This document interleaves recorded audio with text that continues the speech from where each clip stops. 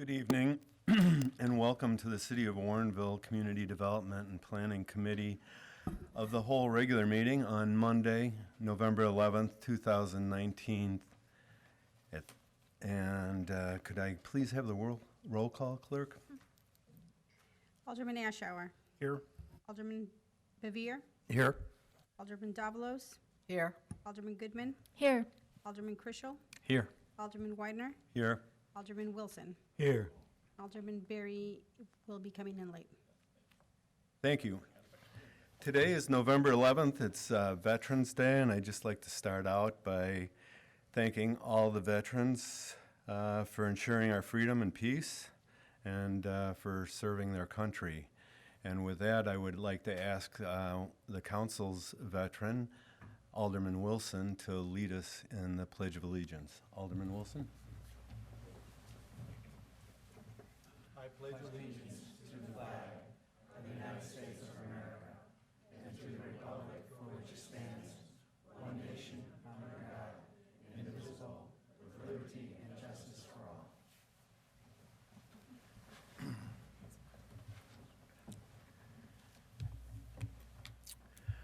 Okay, now's the time we set aside for citizens' comments. If they choose, citizens can share their comments on agenda items. The routine is to come to the podium, adjust the microphone, state your name, address, and offer your comment. We are anticipating a lot of public comments on the recreational cannabis issue this evening, and I would just ask that you comply with the unofficial 3-minute rule if possible. Please try to state your concerns and your remarks about the issue in approximately 3 minutes. And we want to make sure all parties have an opportunity to comment. And I'd also ask that you be concise and respectful. Please provide your your comments to the council. We're not typically going to respond to any public questions during the meeting. If you would like a response, you can include your question on the city's comment sheet, and someone from staff will follow up at a later date. We also welcome written input and information on the subject. So to ensure that, you can provide paper copies to the city clerk at the meeting for distribution after the meeting. You can drop off paper copies at the administration department and city hall during regular hours, or you can email copies to the city council at council@warrenville.il.us.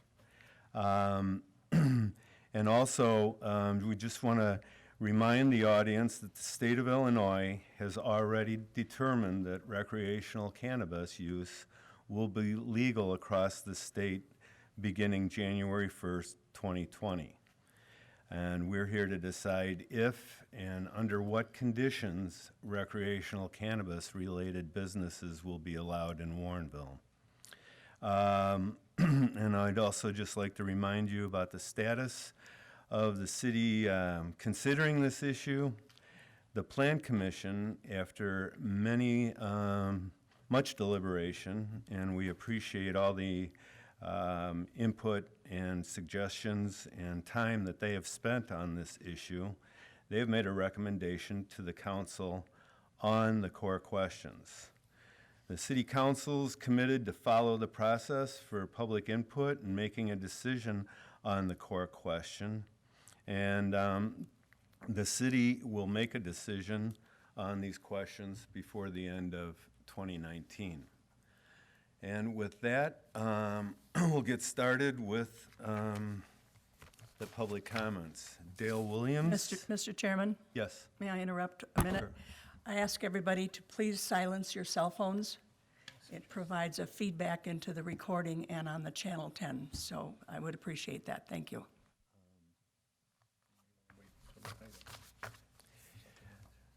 There's several people that I anticipate want to talk about the cannabis issue.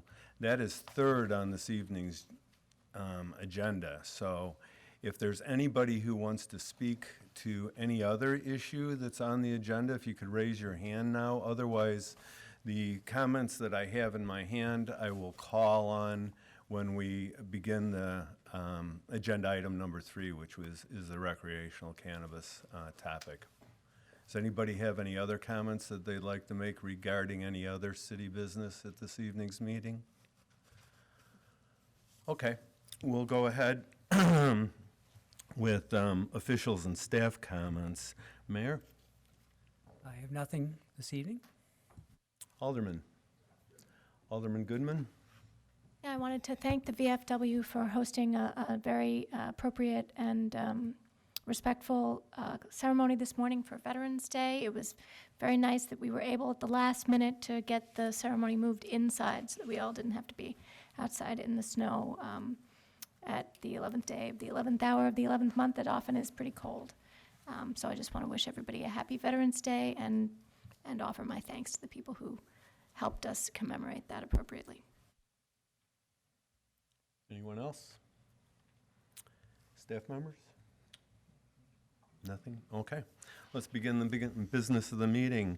The first agenda item is consideration of a complete streets policy. Deputy Public Works Director Phil Kukler will introduce this agenda item. Mr. Kukler? Thank you and good evening. Staff began working on this project with Epstein earlier this year, and you may recall Tim Gustafson of Epstein presented to both the BPAC and City Council earlier in the spring, I think April and May meetings. The reason staff is recommending complete streets policy right now is there were some recent changes in the federal STP program, the Surface Transportation Program. The city uses STP funding for a variety of projects. We've used it in a couple of bridge projects, path projects, road projects. And the evaluation criteria has changed so that the city gets points for just adopting a complete streets policy. And so if we were up against another project that, and we didn't adopt a complete streets policy and that other municipality did, we would be at a disadvantage if we did not adopt a policy ourselves. The policy doesn't commit us to doing any specific project, but it does kind of set the tone and for considering all users and all vehicles of our transportation system equally and trying to include sidewalks and other modes of transportation for people. One final note about the policy is that it does recognize there is a need for funding before we move forward with any projects. These projects are generally pretty expensive projects to add sidewalks or paths right-of-ways. There's information included with the agenda backup materials, and I think Tim Gustafson will cover some of that in his presentation, which give you order of magnitude costs for 4 different scenarios of making our streets more complete street friendly. I've also included some CMRP impacts for each one of those scenarios in my memo, and the funding discussion is one of a number of implementation steps that staff's proposing that we address next fiscal year. We would take that on and include that as part of our work program. So at this point, I'd like to introduce Tim Gustafson from Epstein. Thank you and welcome, Tim. Good evening, and thank you for having me back to discuss this with you. As Deputy Director Kukler mentioned, we started this process in the spring, and I am here to provide an update on what we've been working on over the past several months and provide you with information on the overview of the policy itself, as well as a discussion on the cost estimate. So as I mentioned, I want to cover the development of the policy, what the process for going through that actually entails, and then as a means of providing context, Deputy Director Kukler asked for a cost estimate discussion to be added to this part of the policy development to give you a sense on what the financial impacts would be should the city move forward with using Complete Streets philosophy and policies to set priorities for investment in infrastructure. And I will couch that in the statement that just because infrastructure for bicycles and pedestrians seems smaller and lighter, it does not necessarily make it that much cheaper. So I do recognize the financial impacts in doing so. And then I'll walk through a little bit of the policy document itself. I won't read the policy in its entirety here tonight, just for brevity's sake, but happy to answer questions on the policy language itself, as well as how we anticipate it may be scored by the National Complete Streets Coalition. As Deputy Director Kukler mentioned, it makes the city more competitive when seeking federal funds, so that's just another one of those policy-based things. And then I'd be happy to answer any questions outside of that. a complete streets policy, for those of you who were introduced to this, or for those of you who may not be familiar, there's actually 10 elements that are considered as part of development of a complete streets policy. You see them up here behind me, including a vision and intent, a statement about the diversity of users who are using our transportation networks here, how we as a city are committed in different project phases and stages, making it very clear what exceptions may or may not be considered, and also under what jurisdiction those decisions are made, whose jurisdiction of roadway and infrastructure maintenance and construction are created, an element on design and where one goes for design guidance on what the standards and best practices are for inherently creating complete streets in our communities, how to be contextually sensitive to land use impacts and the impacts that that has on our residents, how to measure our performance, how projects are selected or prioritized, and whether or not we want to change how we go about these things. And as Deputy Director Kukler mentioned, there's homework that follows thereafter in the implementation steps. It's possible to get a total of 100 points when developing a policy. I'm not aware yet that there's any municipality or any jurisdiction that does have a perfect score, but we always aim high. I also wanted to reiterate what Deputy Director Kukler mentioned about what the purpose of a policy is. A policy does demonstrate a city's commitment to an inclusive, equitable process. It is a process-oriented policy. It's not an outcome-specific policy. So it helps to navigate how the conversations are happening, but it does not produce a mandate. It establishes tasks primarily for city staff and departments for how users are considered during the planning, design, construction, and maintenance of facilities. Today is particularly aware because we have winter weather that we need to consider and how the transportation system functions even during cold weather events. And as we mentioned earlier on several occasions, this helps to better position the city to seek federal funds. The Surface Transportation Program, as Deputy Director Kukler mentioned, asks for information on whether or not a municipality has a complete streets policy in effect. So that is an additional check in the positive column if seeking federal funds. And another reiteration, this does not require that the city install sidewalks where they don't exist, and it does not mandate that bike lanes belong on every street. It is not a mandate that infrastructure must be included. Again, this is a process oriented that the city shall consider where it may and may not be installed. And it does not require that you change the scope of any projects being considered now or in the future. As I mentioned, as part of establishing context for achievement of adopting a complete streets policy, the Public Works Department asked us to consider what the financial implications would be for retrofits of a system. And this was really an attempt to help determine what the value of the infrastructure network is and what different levels of investment may involve at the city level. And keeping in mind that this also takes into consideration that not all the roads analyzed are under the jurisdiction of the city. There are many that are under the jurisdiction of the state, the tollway, or DuPage County. However, it was important to consider this as a holistic approach to understand what the impacts would be for installing sidewalks, bike paths, side paths, and considering these users in the planning and retrofit process of our network. This image behind me shows a general overview of the city's transportation infrastructure network. The roads are shown in black. Sidewalks where they exist are highlighted in yellow. So by estimating how much coverage we currently have in the city, and it is in the technical memo that was provided, we estimate a certain amount of coverage of sidewalk coverage within the city, and I am going to skip forward to that, estimates that about 38 to 40% of the city is covered in sidewalks. And that was the basis on which we were using this to develop a cost estimate scenario. So we came up with 4 scenarios to give you a sense of what the order of magnitude would be for doing something of this nature. And again, this is purely a theoretical exercise because in no way are we recommending that you tear out perfectly good sidewalk or that you're building paths where there's a need to acquire right-of-way. However, this was a good way to say, well, what would the impacts be of different levels of investment? So the first scenario would be, what would it cost if the city were to put a sidewalk on one side of every street in the city? The second scenario would be, let's double that and make sure that we have sidewalk coverage on both sides of every street in the city, regardless of who owns or maintains it. And then we said, well, let's look at a little finer approach and consider the third option is, let's put a sidewalk on one side of every street and then put a side path on one side of every major roadway to say, okay, we don't need sidewalks everywhere, but on busy streets, we're gonna need something better than just people walking in the grass. And then the fourth item is, let's just take a very conservative approach and say, let's just put a side path alongside each major road. So those are the 4 general scenarios that we use to enter into this thought exercise. And we wanted to do that because we wanted to estimate what the overall impact would be. So using what we understand to be current costs for sidewalk construction or side path construction, the citywide one-side sidewalk scenario is about $8.4 million over an entire network. This is based on an understanding of what it costs per square foot, extrapolated across the entire mileage of the city. So this is a very broad brush exercise, but showing you that that's about the level of investment that you would see over the course of however many program years it would take to do so.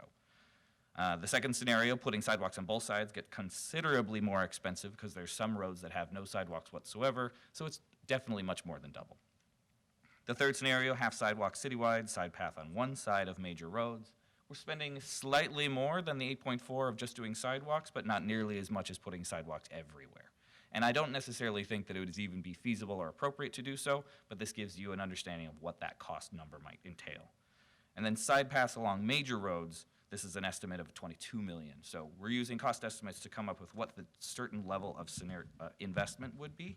And this is primarily to say, this is a share of the overall transportation network. We can value the entire transportation infrastructure network at more than $100 million, so this gives you a sense of exactly where this falls. And that was used to come up with a sense of estimate on what you would be spending over the course of a 20 to 40-year period. So this is in the abstract when compared to the overall transportation budget, but to give you a sense of what you might be considering moving forward if you're considering all users in your transportation network. Going back to the policy development, we provide a draft policy language of those 10 elements to give you a sense of what the language might sound like. And considerations of users was something that we tailored specifically based on my presentation to you earlier this year.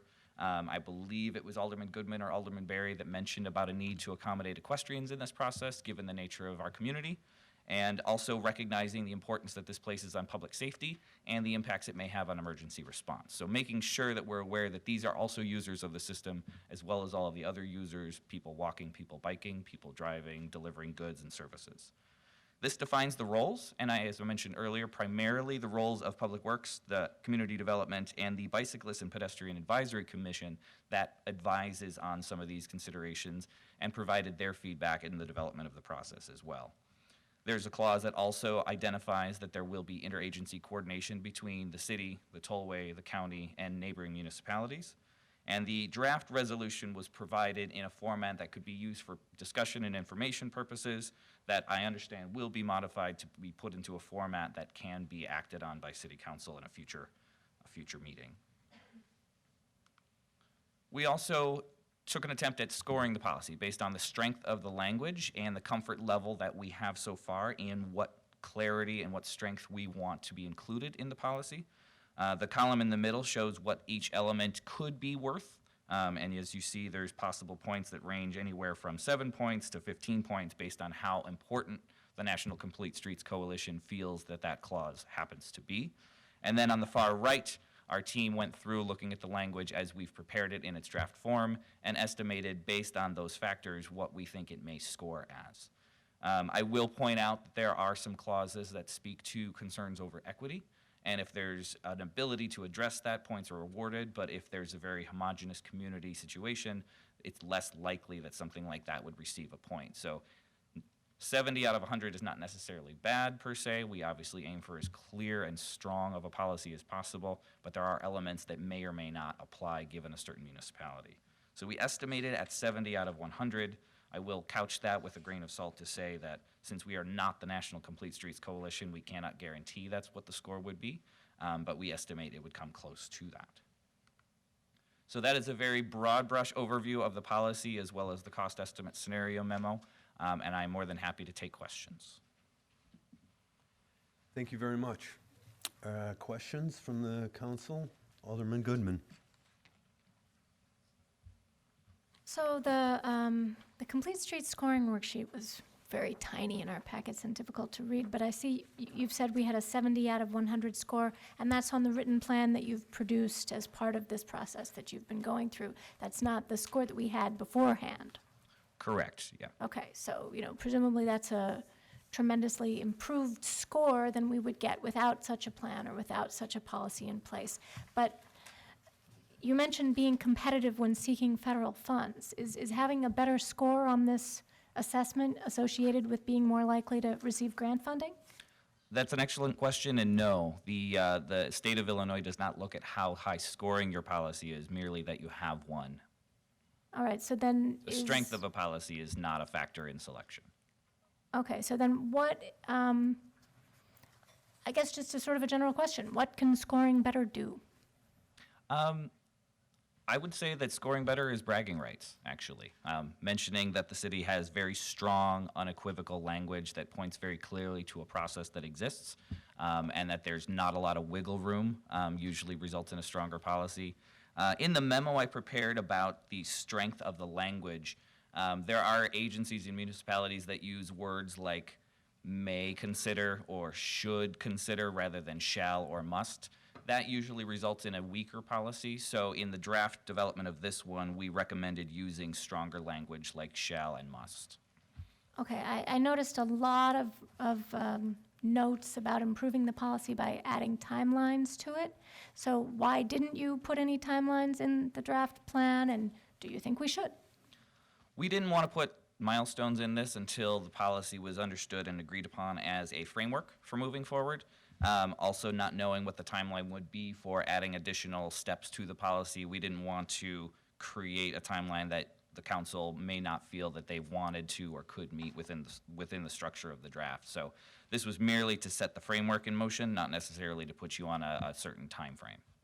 Okay, but going forward, is this something you think we should, since this is sort of our opportunity as a council to discuss implementing this policy and what our policy objectives are as a council, then maybe this is the time to discuss whether or not it's appropriate to have any timing in this plan. Because one thing that I'm afraid of and that I see too often is people put a lot of time and a lot of, energy and effort and cooperation into putting together a plan, drafting a plan, but then not on implementing the plan, following up on it, taking the pieces and breaking them down into small steps and starting to move forward on them. So without a timeline, I guess one of my concerns would be we can say all we want, this would be a nice thing to do someday, and then we just don't look at this plan again. That's an excellent point, and I do recommend that the city does move forward in development of a timeline. I think that development of a timeline as it relates to the capital improvements planning process is a very good way to go about doing so. So I would defer to Deputy Director Kukler on what would be a reasonable timeline should the council adopt a policy and move forward with it. The language and the process for consideration would be in effect upon adoption of the policy. So that would be immediate following adoption, and that would be something that would then direct community development and Public Works to develop processes to adhere to said policy. So it would be setting the clock on day one for them for sure. And I do recommend the development of a timeline. And I agree with your statements that it would help to share that that commitment is held seriously by the city. Okay, so I guess my question then for staff would be, after this moves forward, what next? How do we have a policy discussion about setting up timelines for any of these pieces? Well, as I suggested in my memo, I think next fiscal year we'll start discussion with the implementation steps, which include a discussion about what level of funding council would want to have and devote to this, because that's going to help to dictate what the timeline is for implementing a lot of this. If council's not willing to spend money on it, then it's not going to be feasible to move forward without the city expending some money on it.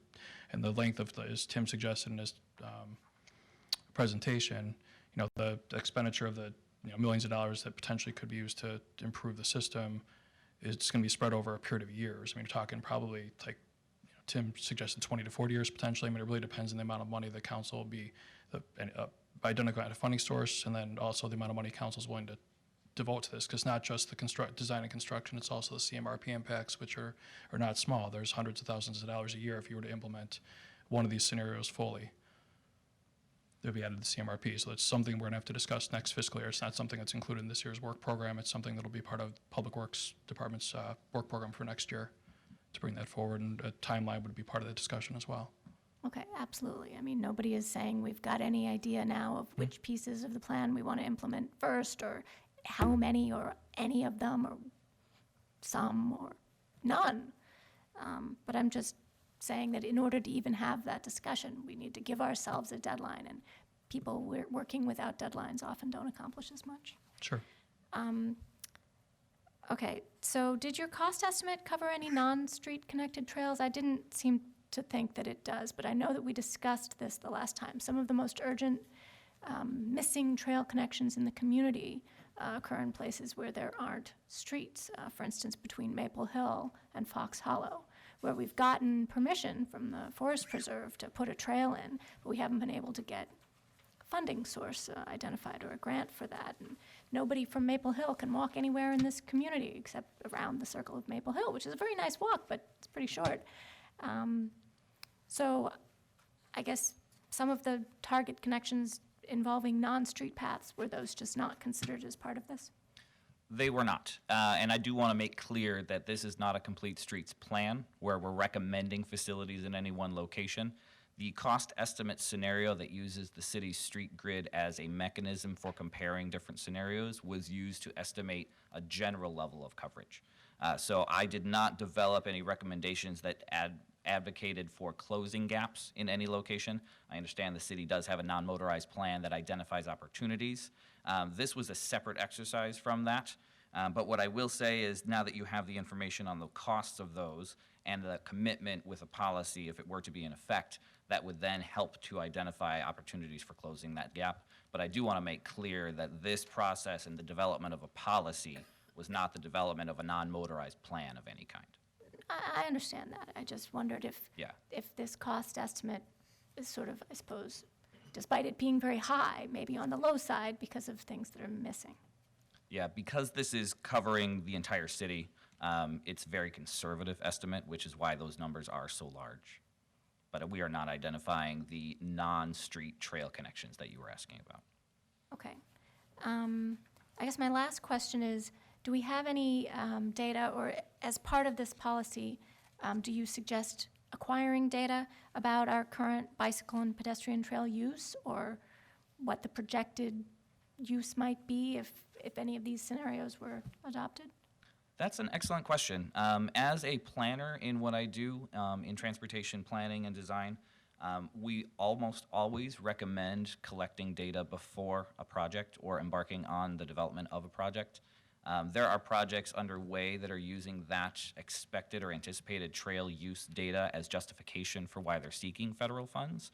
So I would recommend that if the city chooses to move forward with a project into design or construction, that would be an appropriate time to collect information before installation so that you can compare before and after data. Okay. Thank you very much for your presentation. Thank you. Alderman Davalos? Thank you.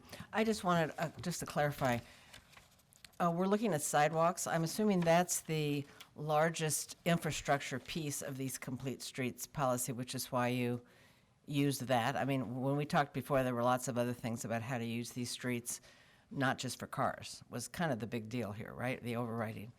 But we're looking at it to see about cost by taking probably the most expensive part of it. Would be, is that true, or is that how you're looking at it, or presenting it?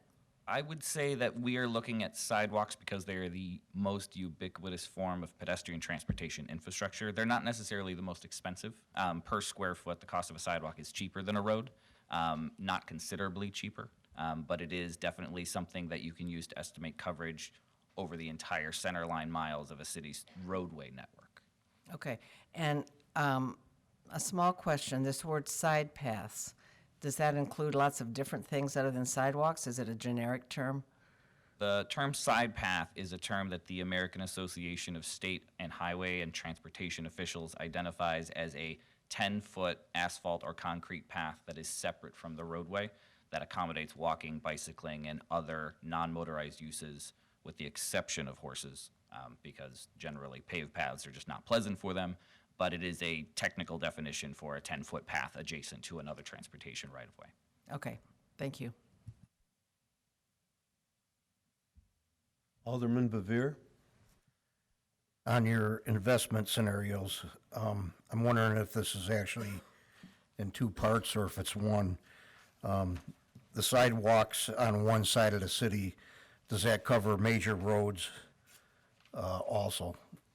Yes, it does. Okay, so it is actually one ticket, and, you know, we do have some roads that are state, county, and stuff like that, so it takes a little more to get the sidewalks and stuff put on them.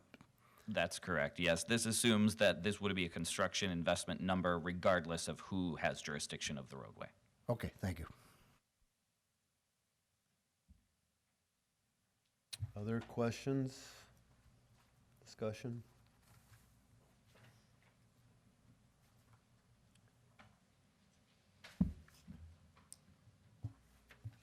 Alderman Goodman. I'd like to make a motion to recommend that the City Council approve a resolution adopting the City of Warrenville Complete Streets Policy. Second. Have a motion and a second. Any further discussion? If not, all those in favor say aye. Aye. Opposed? Okay, the motion carries. Thank you very much, Mr. Gustafson. Thank you. Moving on to agenda item 2 is the consideration of school and park impact fee reduction request for Warrenville Horizon Project. Community Development Director Ron Menser is introducing this agenda item. Director Menser? Thank you and good evening. You may recall that earlier this year, the Alden Foundation submitted a preliminary PUD application for the city review. That preliminary PUD application was approved in July and set the table, you might say, for a potential new 71-unit age-restricted, mixed-income, affordable housing project at the northeast corner of Route 59 or Route 56 and Batavia Road. Right now, city staff is actively reviewing the final PUD plans for that project and anticipate that either later this year or the first part of next year, the Plan Commission will be making a recommendation to the City Council on the final PUD plans for that project. As the developers refine their final PUD plans and putting together the financing for the project, one of the requests that they've submitted for the council consideration is a reduction in the school and park land cash donation requirements for the project. Under the city code, the city does require all new residential developments that are part of PUDs or subdivisions to contribute either land or a cash equivalent of that land based on the amount of population that's going to be generated by the project. In this particular case, the city demographic table that dictates what the population estimate for this type of project would be specific or only just states apartments. It doesn't state the type of apartments. And in this case, as I mentioned earlier, this is an age-restricted housing product. It will be restricted to people 62 years of age and older.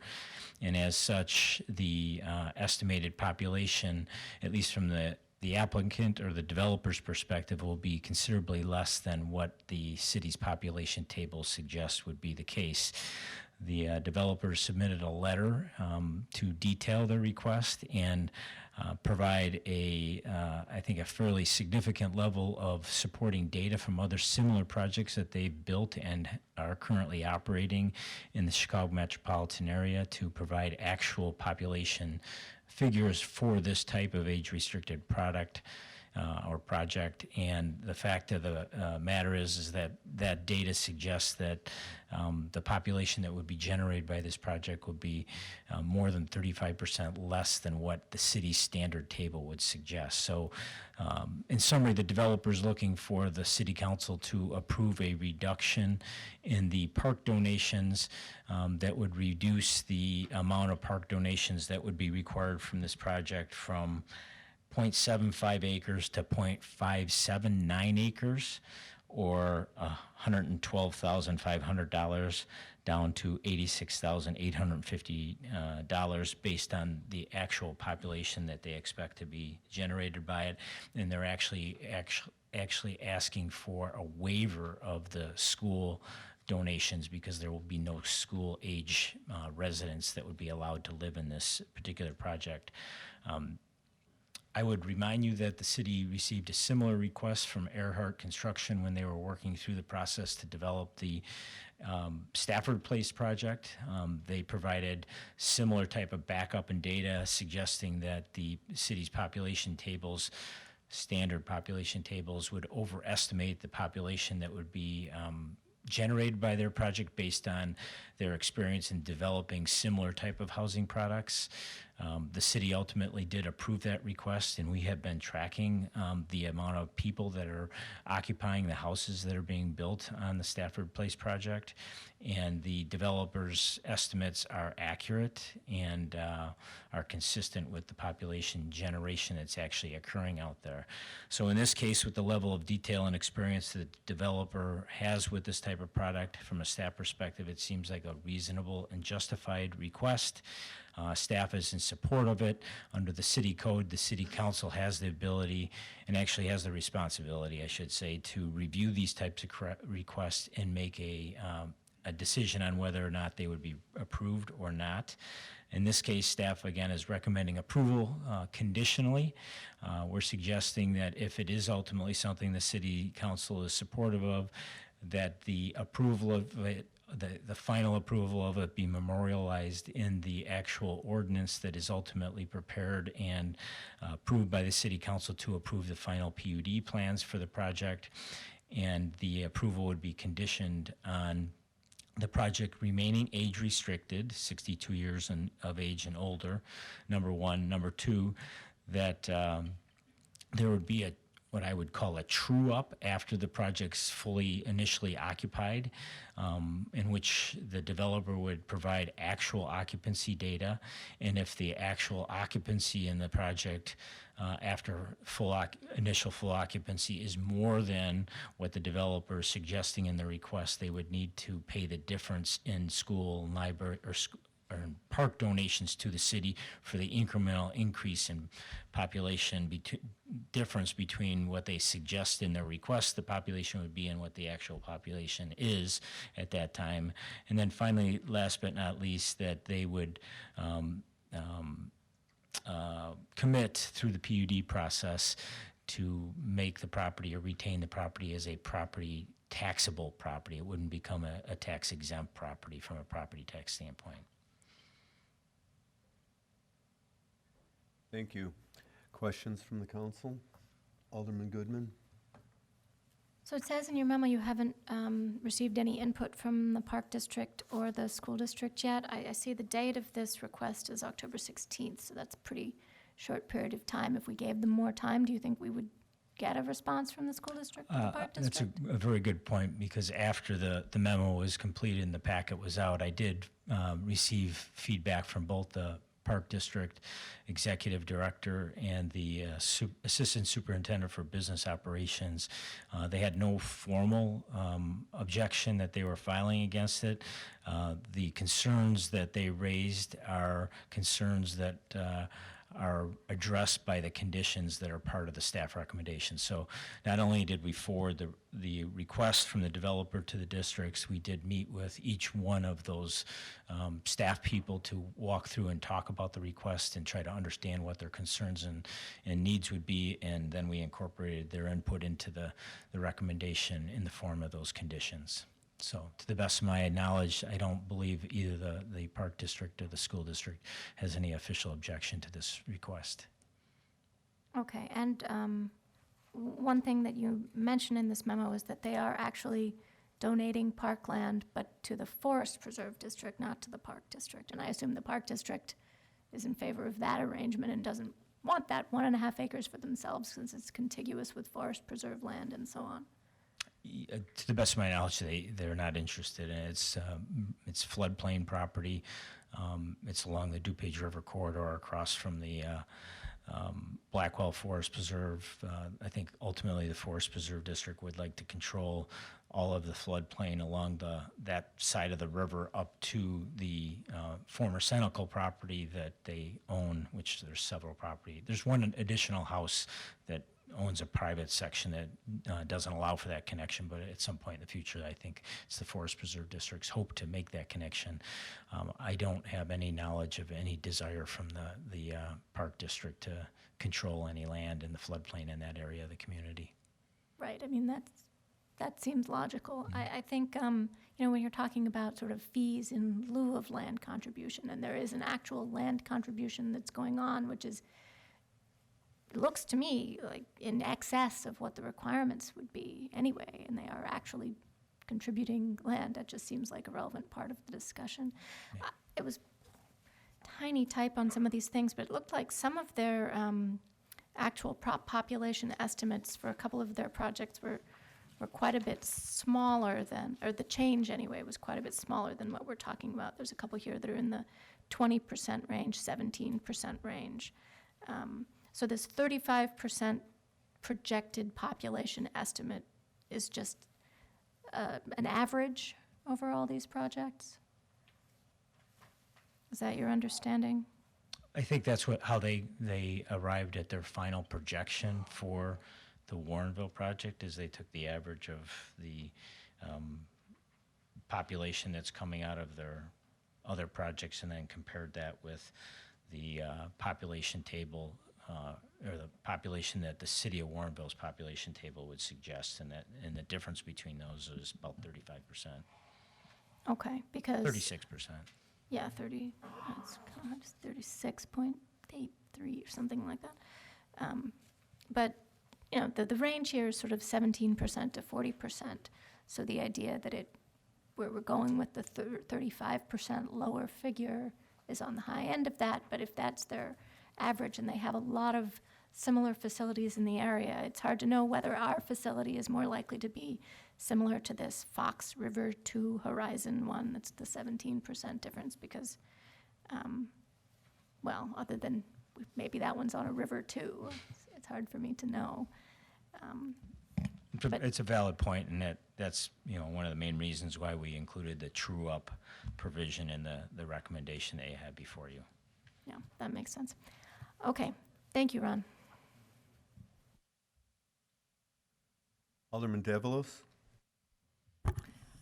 Yeah, so obviously the Park District and the school realize this isn't a TIF district and that those taxes they won't be getting those taxes for quite a while. I mean, if it wasn't in a TIF, this is just sort of a beginning fee that these developments make, and then they start being taxed at the Park District Library, City of Warrenville, schools all get their taxes. So that won't happen, although we have a history, and I think a legal responsibility, in addition to be giving back money to the taxing districts when they've been impinged upon by the development. So I suppose that will stay I've seen it, we've voted on some of these things in recent months for the Park District. So if they're saying they don't have a problem with it, I'm sure they've dotted their I's and crossed their T's and added their budgets, and they're okay with it. That's what you're saying, right? I mean, that's my only issue is when we have a TIF, the whole ballgame is different as far as taxes received by these taxing districts down the line. And so you just sort of always say, you hate to take money away from them, but it's already been a precedent we've set. So I'm okay with that. I guess I'm just trying to pick your brain a minute about any TIF implications. Well, I think it's fair to say that the Park District, like most overlapping taxing districts, when there's a TIF district, they have legitimate concerns about how they're going to pay for the impacts that happen because of the development that's going to occur in their TIF district.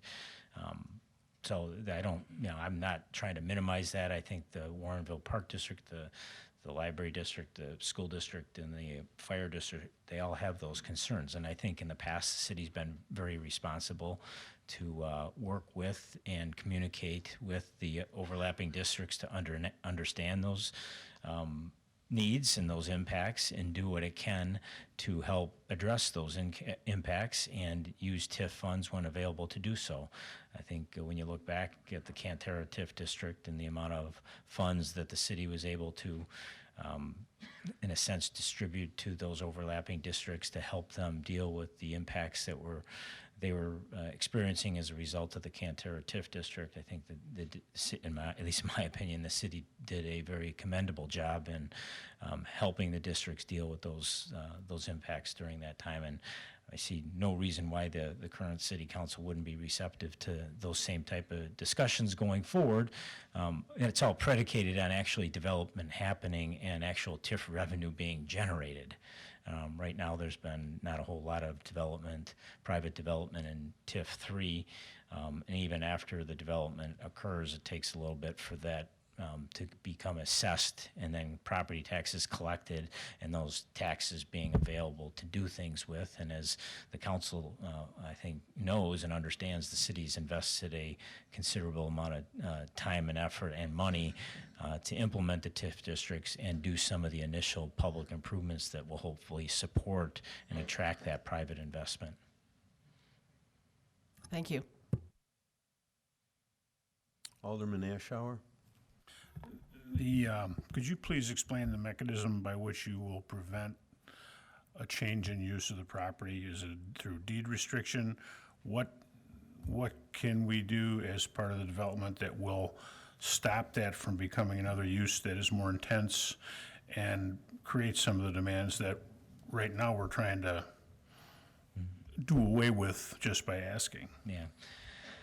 Well, I think that first and foremost, in the tool that the city is most experienced in using and will be definitely used in this case is the zoning approval for the project. This project is being processed as a planned unit development, and under the planned unit development procedures and regulations that the city has in place, the city ultimately will approve a specific project and a specific set of plans, and the developer is then obligated to implement those plans in that project. And in this case, the plans and project are for an age-restricted, mixed-income, affordable senior housing project. If at some point in the future they wanted to convert that into just, say, a normal market rate project that anybody could rent in, people with families, people that have more cars than elderly folks, the developer or the property owner, at somebody at that point in time when that conversion is being considered and proposed, they would need to petition the city, and the city council would ultimately need to approve an amendment to the current or the original planned unit development PUD ordinance. Most likely that would be a major amendment. It would trigger a public hearing process. And as part of that process, then the city, under the structure that we're recommending the ordinance be conditioned on, is that the city would have the ability to kind of look back and say, okay, in this case, now you're changing the main focus of the project, and as part of that, then we're going to need to revisit these donations. Exactly how that's all going to play out in the ordinance, and if there's anything in addition to just the PUD ordinance that we are able to do, that's something that the city attorney and I have been discussing with the applicant, and it is something that we intend to further define as part of the final PUD process. But short of any additional new protection, you might say, the PUD ordinance itself is a very strong regulatory mechanism from the city. Is there anything that, I guess we would kind of have to look to the developer, but as far as longevity on the products, how long they've owned their properties, I'm concerned about the property being sold and turning into something less than we've been promised in 5 years or 10 years. That's a big deal.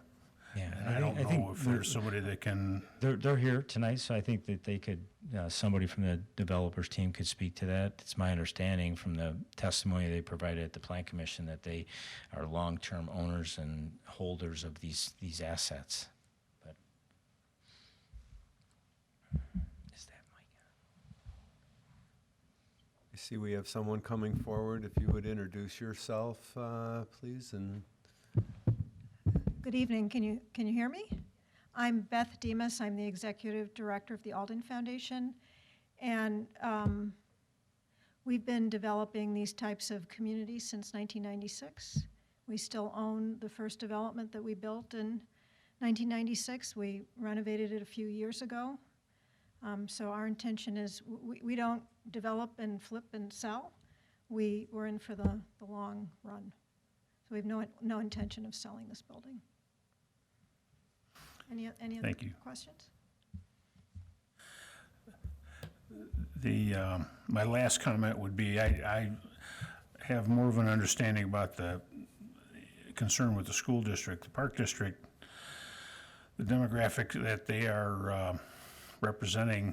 If you go to the Park District between, say, 7 and 9 o'clock, you're going to see their demographic using all the machines and the everything that the Park District has to offer, and cutting those funds in a way that the Park District won't be able to replace through taxes, and will also be very difficult to do through TIF requests, is a concern to me. I understand the idea with the school district. The Park District is a pretty tough one for me to think it would be a good choice, because that's the people that are going to rent there are going to use the Park District, and they'll have no resources for backup. When they do make a TIF request, it has to be for equipment. They're going to come to us and say, we need some machines for people to walk on, or treadmills, or bikes, or, I don't know how that works, but the developer donations can be used for those things. So I guess I'm having a hard time with that one.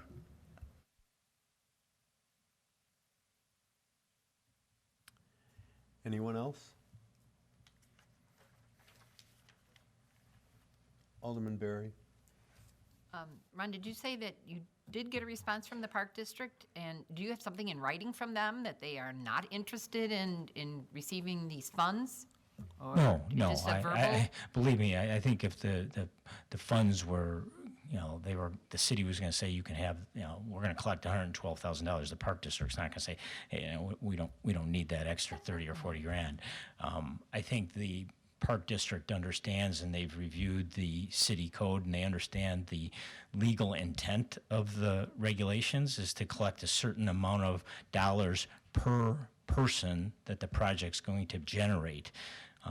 And based on the facts that the developer, or the information that the developer has presented, and the fact that the project will be age restricted, I think the Park District finds it, at least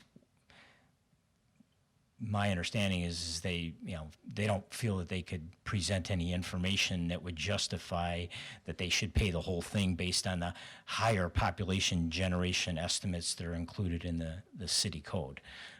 It's, seems pretty reasonable what's being requested, and we do have a true-up provision in the conditions, again, that would catch any small variance in the actual number of people that do occupy the facility, and they would have to make sure that they are paying for 100% of the people that are going to live in that facility, at least initially. I mean, it could go up or down as people come and go over a period of time. So I hope that answered your question. Thank you. Mayor Brummel has a comment. As I understand it, the applicant is not asking for a break. They're asking for a fair assessment of their impact and to be billed according to that fair assessment. So what they don't want to do is pay for people that aren't going to live there. They're asking for us to look at the numbers that they have that indicate that our benchmark that we're using is inaccurate for their particular development, and they have plenty of evidence to show what would be accurate. So they're only asking for us to be fair with them in that only charging them what they should be charged. Is that a fair assessment? That is a fair assessment, fair and accurate. Okay, and then from my certainly perspective. everyone who lives in that development and goes to the Park District is gonna have to join the Park District and pay the fees. So it's not like people are gonna be sent there and they're gonna be not paying their way, they'll be paying their way also. So again, this is not a break for the development, this is an assessment that's more fair to them based on the impact they're actually gonna have. That's accurate. The city population table that we typically is the standard table that we use to calculate population, only provides population estimates for apartments. It doesn't, provide information for market rate Class A apartments, Class B apartments, or age-restricted apartments. It's just apartments, and in that case, it, is fairly general, and I believe it probably overestimates the number of people that would be living in an age-restricted development such as what's being proposed.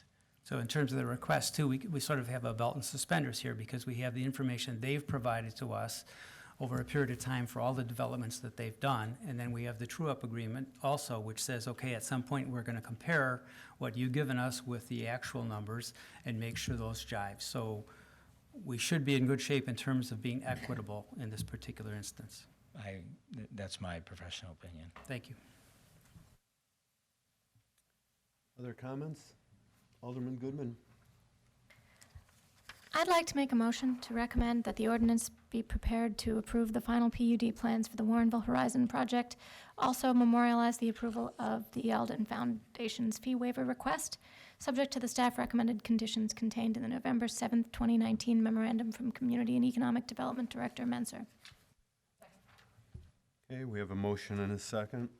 If there's no further discussion, all those in favor say aye. Aye.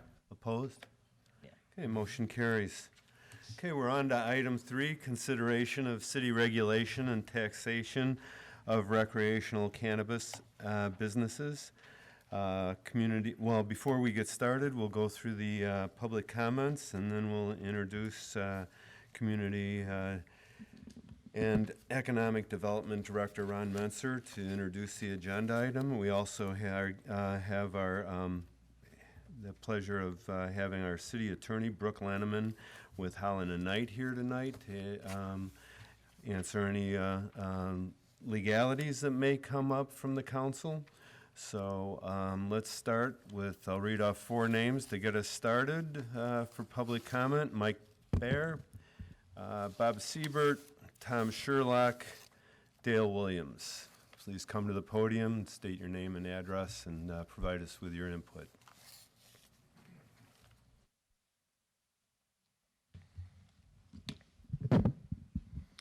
Hi, I'm Mike Berry, 29 West 420 Town Line Road. Here tonight to discuss 2 main points I've been thinking about a lot this week. I've been to a lot of city council meetings over the last year, and it's often been stated that the city operates in the black, which means we have money, which is a good thing, and that's the way it should be. So I'm proud of Warrenville for doing that, and part of that is you guys, and I appreciate that. So if we're thinking about doing the recreational marijuana because of the money, then I don't think we should do it. If we don't need it, we shouldn't need it. So for me, as the saying goes, if it ain't broke, don't fix it. Keep it the way it is. And then the second thing I wanted to discuss is, I'm not an expert on this by any means. I don't pretend to be, but someone that I think is in our community would be a chief of police, who in previous meetings has expressed his own concern. I'd just like to read his comments. There's about 5 paragraphs from the zoning board meeting from September 19th of this year. He stated that, I got this off the Warrenville website. Our chief of police states that legal cannabis will be more potent than what one can obtain from the street, and inhaling smoke is not conducive to good health. If young children inadvertently gets a hold of an edible, such as marijuana-laced gummy bears, brownies, and cookies, it will be tragic. Chief Toronto, is that how you say his name? I'm not sure of his last name. Stated that police do not have a standardized test for DUI that we can readily administer to an individual. A suspect would have to be taken to a hospital for a blood draw, but could refuse such a draw, at which point officers would have to release him to try and obtain a search warrant. Even if blood is drawn, such individuals would have to be released until results are returned. Personally, Chief Toronto has always thought Warrenville as a safe, friendly community and said he did not know of the benefits of opting into marijuana dispensary sales.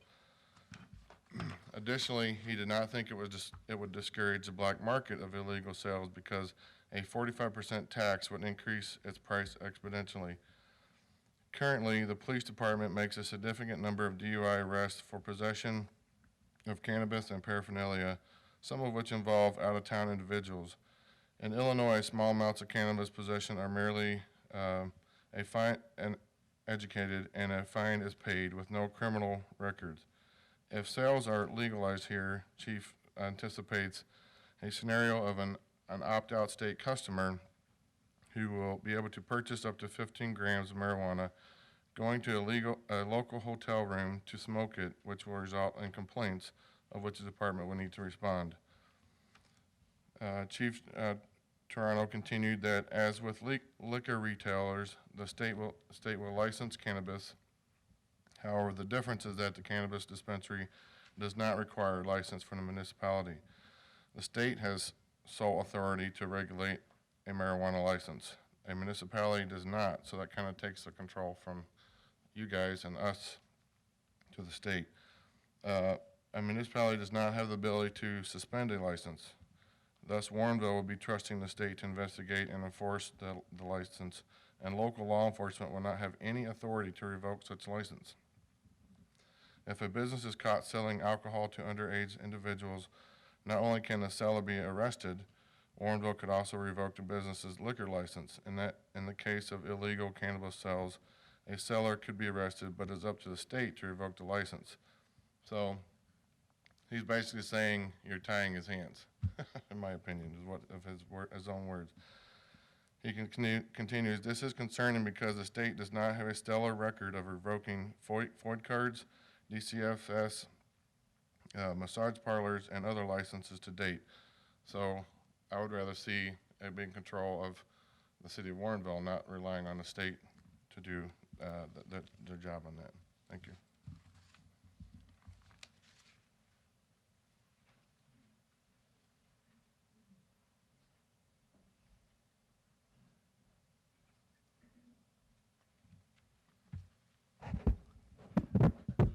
Bob Siebert, Albright Court. In 1999, there were 5 junior high classmates in Downers Grove. This should have been one of their best years in the beginning of a new portion of life. They decided to try marijuana. As they went through high school, they increased their activity in marijuana and then went to other drugs. This past summer, my friend's son overdosed, but he wasn't the first of the group. He was the fourth. 4 individuals had overdosed because they started with marijuana. The 5th is working for DuPage County under their drug abuse program. So we had 1 out of 5 that survived. I don't think this is what we want for the next generation. The next generation that will come to Warrenville.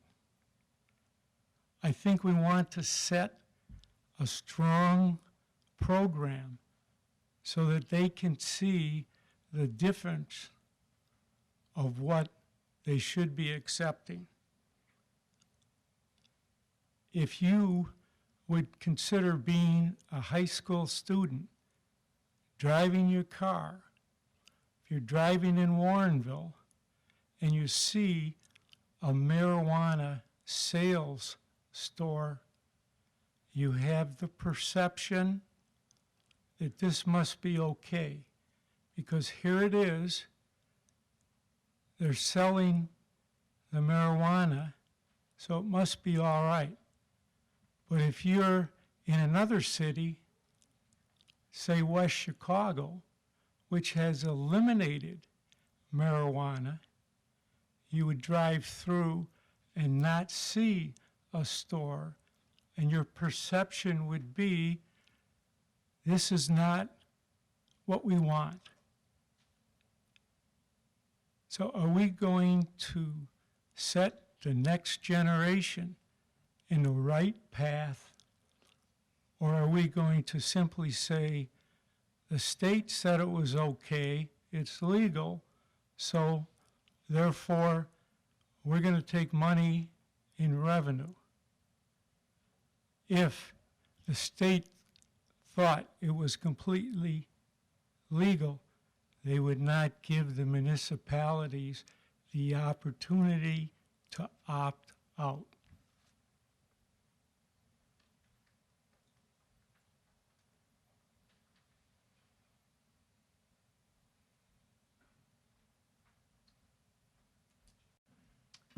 Evening, Dale Williams, 3 South 435 Briggs. I'd like to thank the city staff for the work that they have done along with the zoning board. Obviously, the city staff recommended in some of the information to the zoning board a very cautious approach. The zoning board provided opportunities for public input, and I've always appreciated the amount of opportunity people have to be able to speak to the issue. This particular issue, the zoning board even allowed a more conservative recommendation to come to the city than what some of them were willing to do, because they felt that the public opinion had been strongly stated. And I appreciate the consideration that they gave in that. I would simply say I don't believe that recreational sale of cannabis in Warrenville is needed. It certainly is not, I believe, going to have a positive long-term or short-term impact on the community. While the state has made it legal, I certainly don't think we need to enable the sale of a drug which is known by the National Institute of Health to have both an addictive capacity and a deleterious physical impact on any number of individuals, young and old, with a variety of health-related issues. Even the pro-marijuana articles and books that I have read, and I have done quite a bit of reading, probably more drug reading than I've ever done in my life.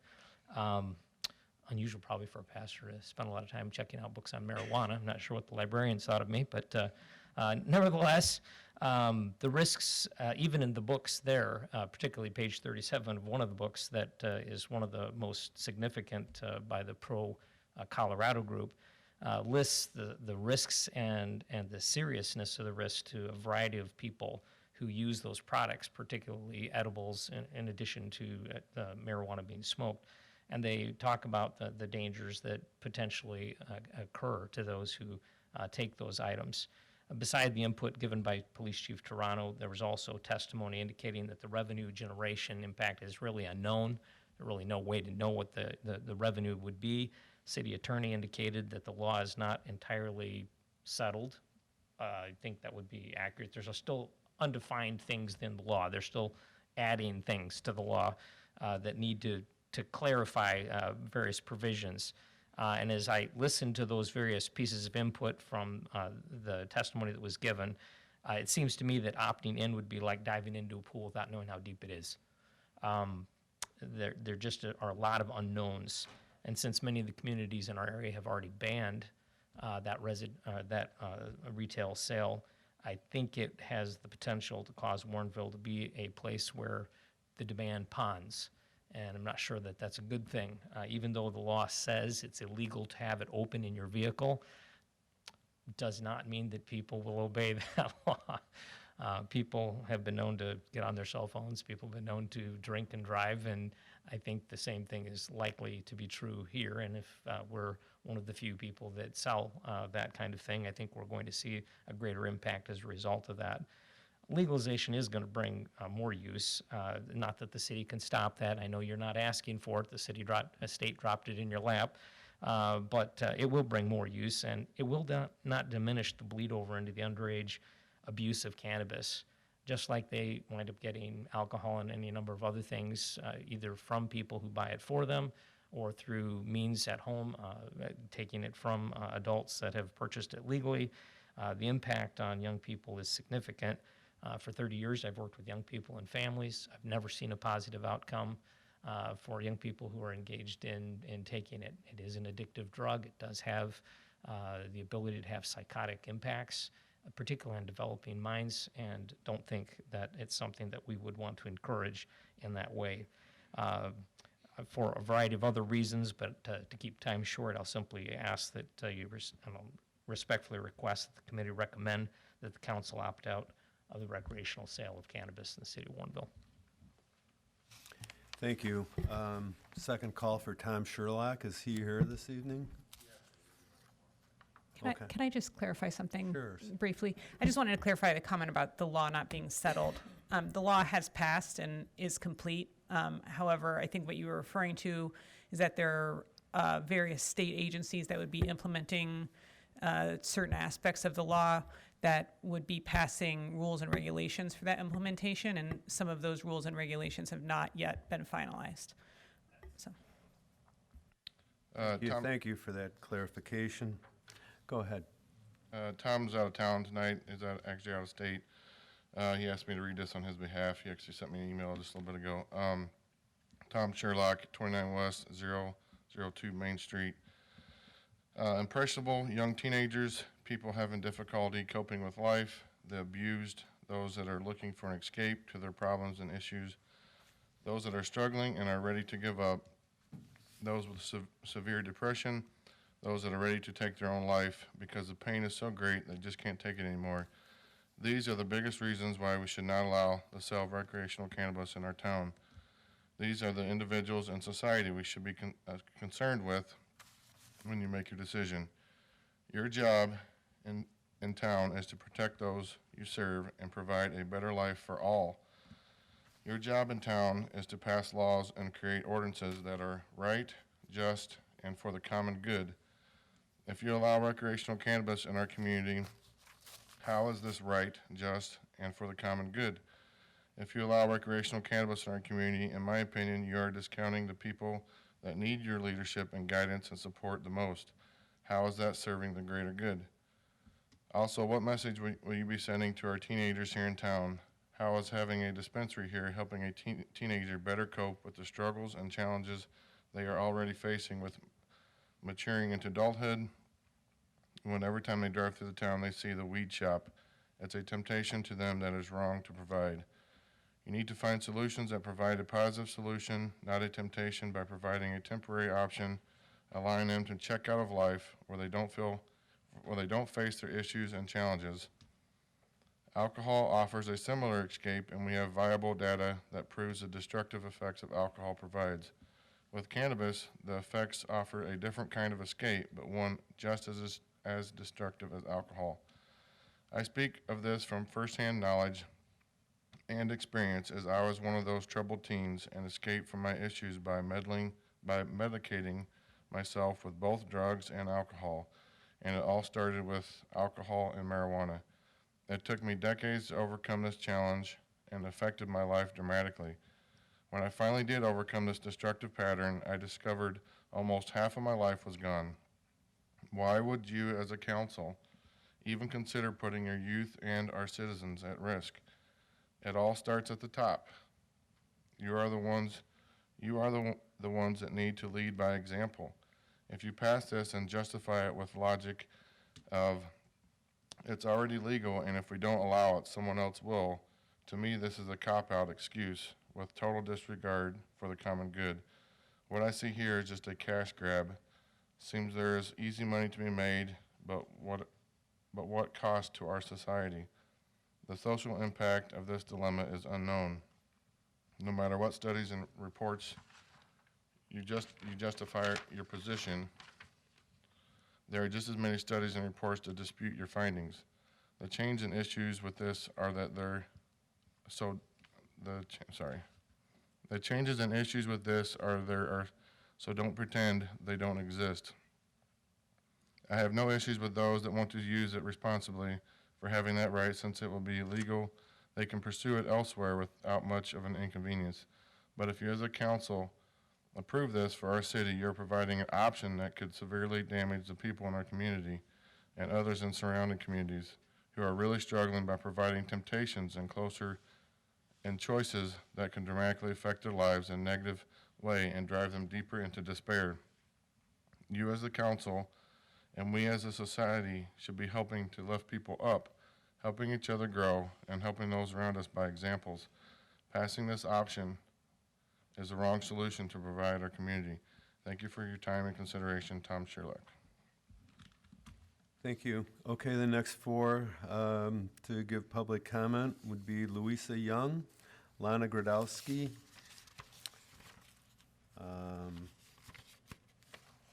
Annette Boss, and George Wunson.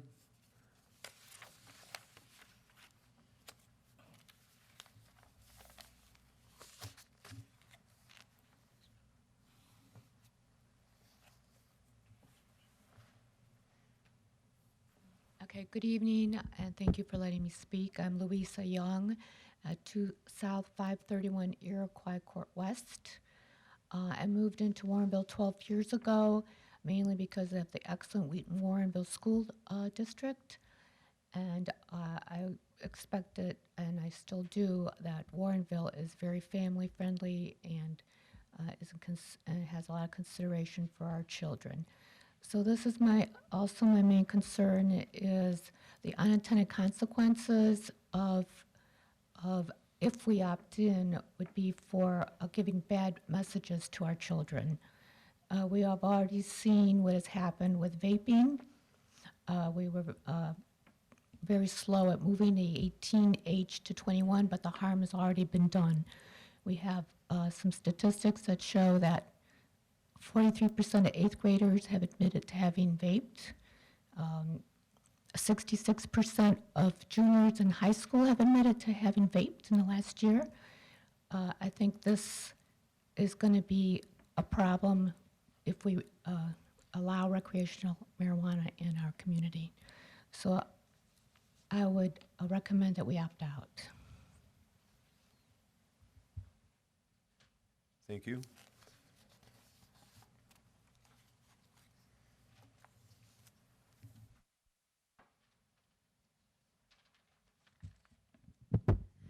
Hi, I'm Lana Gradowski. I live at 3 South 531 Glen Drive.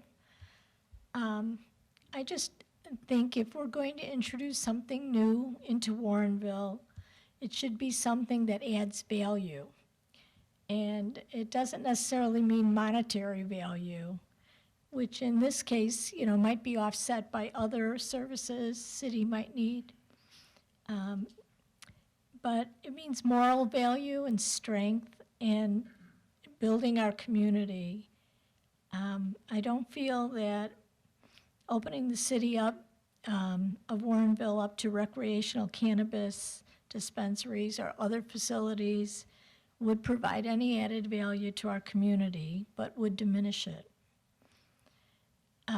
We talked about we're not really determining whether cannabis is okay, that it's already legal. And I understand that, but I think it's kind of precisely what we are doing. We're able to opt out of putting a dispensary or any other facility in our town. So I think we can make a decision for Warrenville. And we can make the right choice for our residents.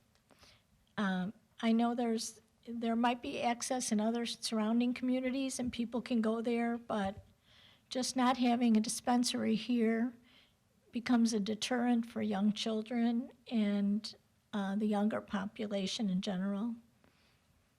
A few reasons that I wouldn't add it to our city and why it wouldn't add value. since the legalization in Colorado in 2012, there's been a 20% rise in violent crimes compared to about a 1% decrease in national crimes, violent crimes at the same period of time. Also, a 21% increase in Oregon and a 30% increase in violent crime in Alaska since it's been made legal in those states. I think, one of the things you may have all seen this, but it was on TV. There was a doctor on TV from University of Colorado Hospital, and he talked about the dosage in infused edibles. And we were talking about, at one point, there was some talk about having a cannabis infuser in Warrenville. And it said people are given information about the dose in the edibles. And the thing about the dose is so small that, if you're given a cookie, you're supposed to eat 1/10 of the cookie, and that probably won't happen. So people will be eating the entire cookie, or, the entire candy bar or the gummy or whatever, and some of it is actually more dosage than they should be having at the time. So the other thing that this Dr. Andrew Monty said was that the ER visits tied to marijuana have risen dramatically since legalization. And people using the edibles suffered toxic reactions, including cardiac and psychiatric problems. So I know there's a lot of unknowns, and I guess one of my concerns is, the FDA hasn't approved this drug, and we really don't have a lot of knowledge about what it's going to look like in a community. And I think, it seems like it'd be a better idea to opt out and see what the pitfalls are, and look at other places that it is implemented before we make a decision. If we opt out, it'd probably be easier to opt in later than to opt out. And as this one gentleman said, we lose some control. The state would be the only person that could come in if there was a problem, and we, as a city, we would lose our control in those ways. So I would prefer that we opt out, and I just don't want to change our signs from Warrenville naturally to Warrenville unnaturally. Thank you. Thanks for your time.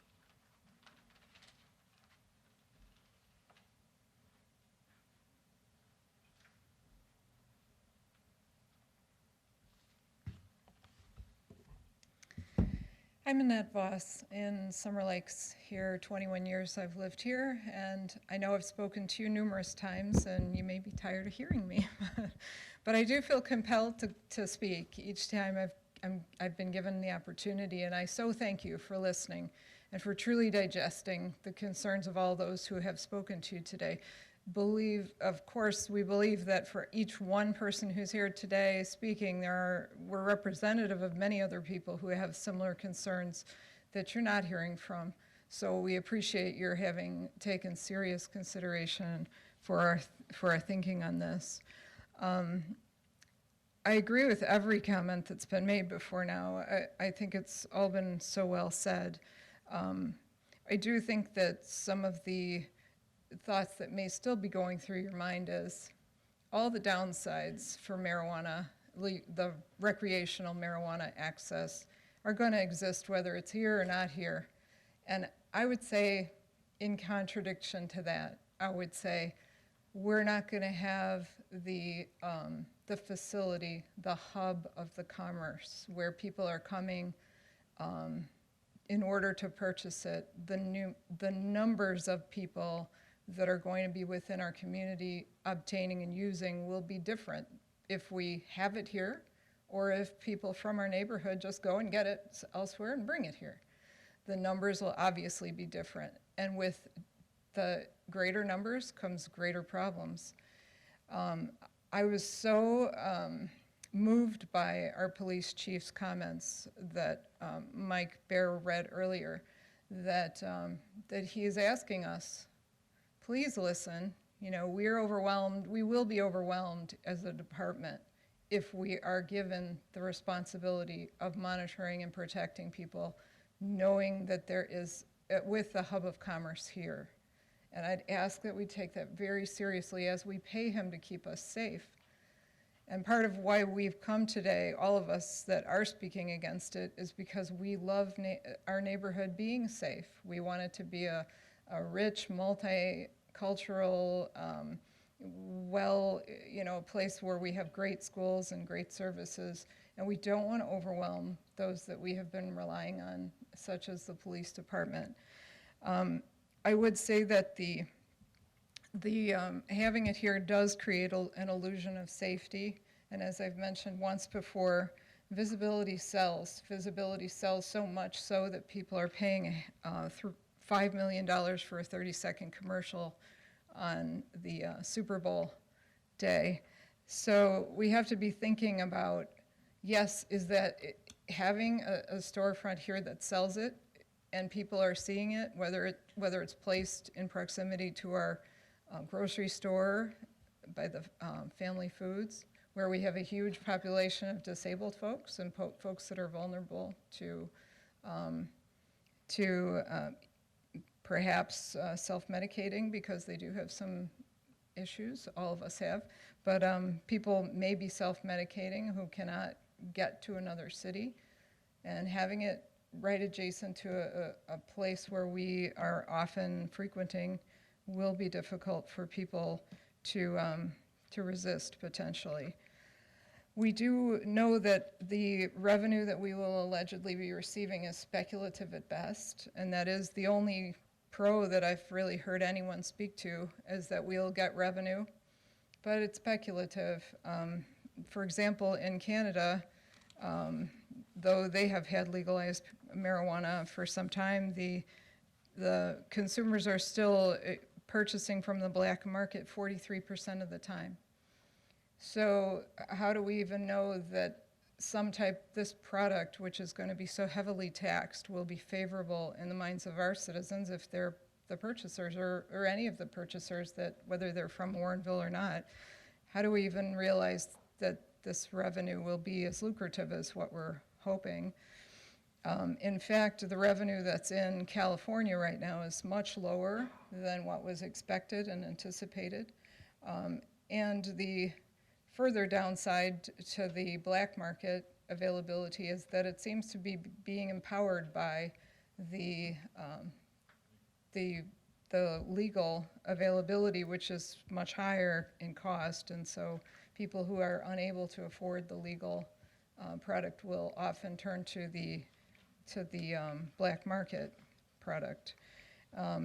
And I do, of course, have one other concern that it relates to the zoning suggestions that have been given to the council, and that is that one of the commissioners had said towards the end, just before the vote was taken, that he would have liked to have seen an option of the map that would have a zoning, have a buffer zone rather, around high-density housing complex areas. And that was not an option on the table for zoning. So I would wonder if one commissioner thought that was prudent, would other commissioners have had that same wish that would have been an option that was offered to them? So for all these reasons, I do ask that you will vote against having recreational sales of marijuana in Warrenville. Thank you. Thank you. George Wunson?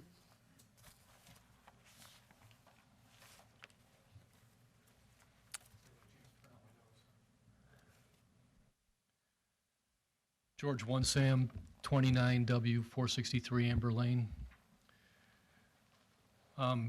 We've heard a lot of great comments tonight, and I'm sure we're going to hear more. There's no doubt about it. You know, you guys are like the field manager of a baseball team, and you got to weigh the percentages of what the right decision is.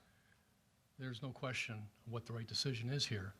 The pros and cons, you can look them up on the internet in 10 seconds. You know, I spent an hour just driving through the numbers and stuff like that. The pros, there's two things. Revenue and possibly, the verdict is still out, that maybe the black market will subside some. The cons, the list is a mile long. I'm going to quickly read 6. Legalize marijuana, recreational marijuana, creates large costs for society and taxpayers, as our chief of police has said, that outweigh the revenues. Now you have more people using, no more many more drug-related accidents, more addiction centers needed, increased crime. Number 2, legalize recreational marijuana increases the use by teens. In the states that have already legalized, I think as one person has spoke, 12 to 17-year-olds have increased the use by 13% in each one of those states. Alaska and Colorado lead the way by 19 and 16% respectively. That's 12 to 17-year-old kids. Traffic accidents have increased when recreational marijuana is introduced into these cities and states. AAA Foundation has reported fatal crashes doubled in the state of Washington after legalized recreational marijuana. I'm going to call it RM to save time. Number 4, marijuana is addictive. Dr. Drew Pinsky, a board-certified internist. I've been treating cannabis addiction for 20 years between alcohol, cocaine, cannabis. Cannabis is the most difficult substance to get off of. My wife is a legal practicing counselor. She's worked in 4 different treatment centers in this area. And she always tells me, they didn't put the needle in their arm first. It was pot. Pot is the gateway drug that gets the kids moving on to the next and the next. As one individual has spoken out very clearly, I think it was our pastor, that the young people are looking to escape. You're the field manager of our town, of our youth. Why would we want to invite another vice into our town? Legalize RM will not cut into the legal markets, the illegal markets, the black market. Why? Because the drug dealers and the cartel can easily undercut the RM stores. The cartel is actually grateful to the cities and states that legalize, because now they have a larger market segment to work with, and usually one that has more money. Legalized RM is a gateway drug, as I said before. And marijuana, when it's mixed with alcohol or other substances, it's a terrible combination. It's horrible what it does to people. They black out, they get in car accidents, they hurt other people, let alone it makes people lazy as all heck. This state picked pot like they picked gambling because we're constantly in debt. This state owes so much money in pension and other things, it's ridiculous. This state, Pritzker, Madigan, Cullerton, it's a shame. It's a shame that they had to take this path because they put us in bankruptcy. Thank you. Let's be the exception. Okay, thank you. I'm probably not going to be able to pronounce this next name correctly. I don't know if I've pronounced them correctly so far, but Kyle DeValdo-Vielso, Scott Copeland, and Bob Pipples. You. Thank you for trying. Good evening, my name is Kyle DeValdo-Vielso. I'm currently a resident of West Chicago and an employee here of a small business here in Warrenville. I've decided to speak after hearing those that spoke last week, and they brought up their own opinions and frankly outdated or misinformed studies on the subject today. I'd like to focus on the time I had to share and touch on some of those key areas, including crime, underage use, and the impact on the city itself. If I recall correctly, according to a Concerned Citizens Brothers personal opinion last week, there was an immediate increase in crime where a recreational business opened in this town. In September of this year, the Chicago Sun-Times released an article citing a study released in the same month from the Journal of Regional Science and Urban Economics, which analyzed crime data from Denver between 2013 to 2016. Colorado, which legalized medical marijuana nearly 2 decades ago, kicked off a recreational sales run in 2014.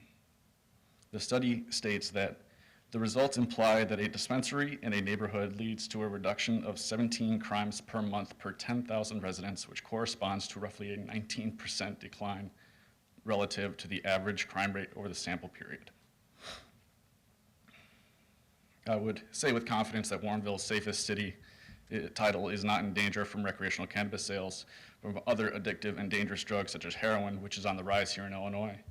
And the focus of Warrenville's police department can be taken off of cannabis and aimed at more detrimental and deadly substances. Underage use is a common topic in regards to the number of substances like tobacco, alcohol, and drugs.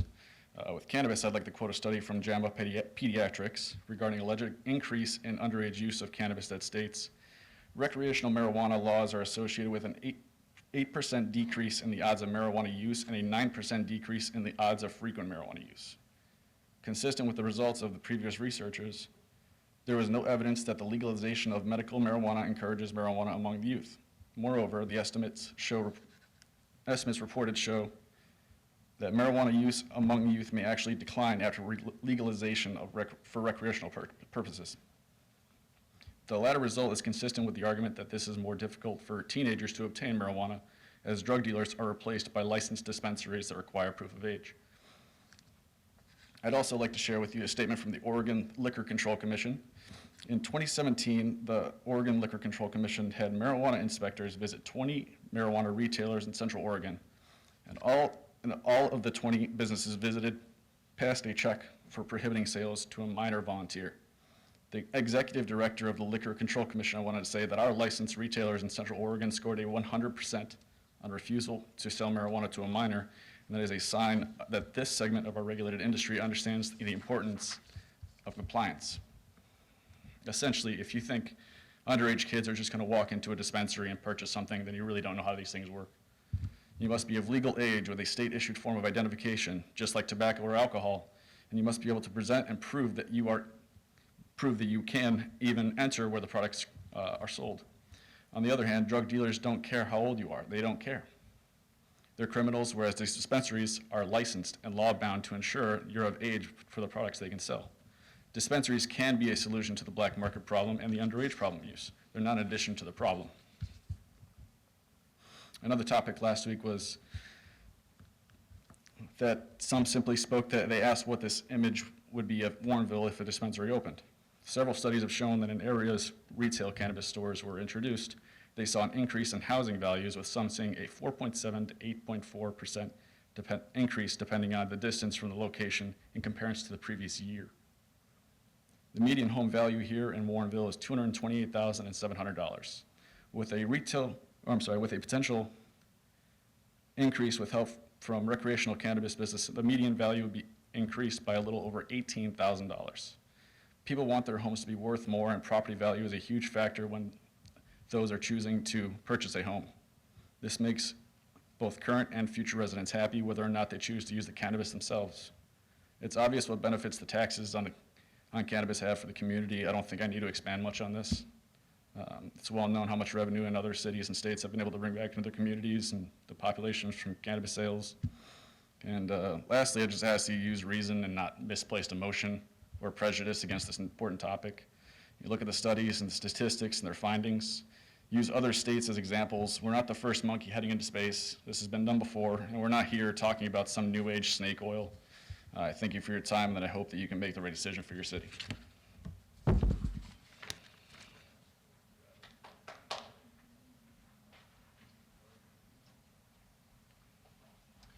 Good evening. My name is Scott Copeland. I'm sorry, my screen flipped here. I've lived in Summer Lakes for 26 years. I'm also a medical cannabis patient in the state of Illinois. I was also a member of Cub Scout Pack 577, Boy Scout Troop 30, while assisting as chaplain's aide and working on many Eagle and other community projects. Through the end of middle school and into high school, I was at church every Sunday and mission trips every year. I was even offered a job on the last trip that I took in Mission, South Dakota. I regretfully had to decline as I wanted to continue working in Chicago.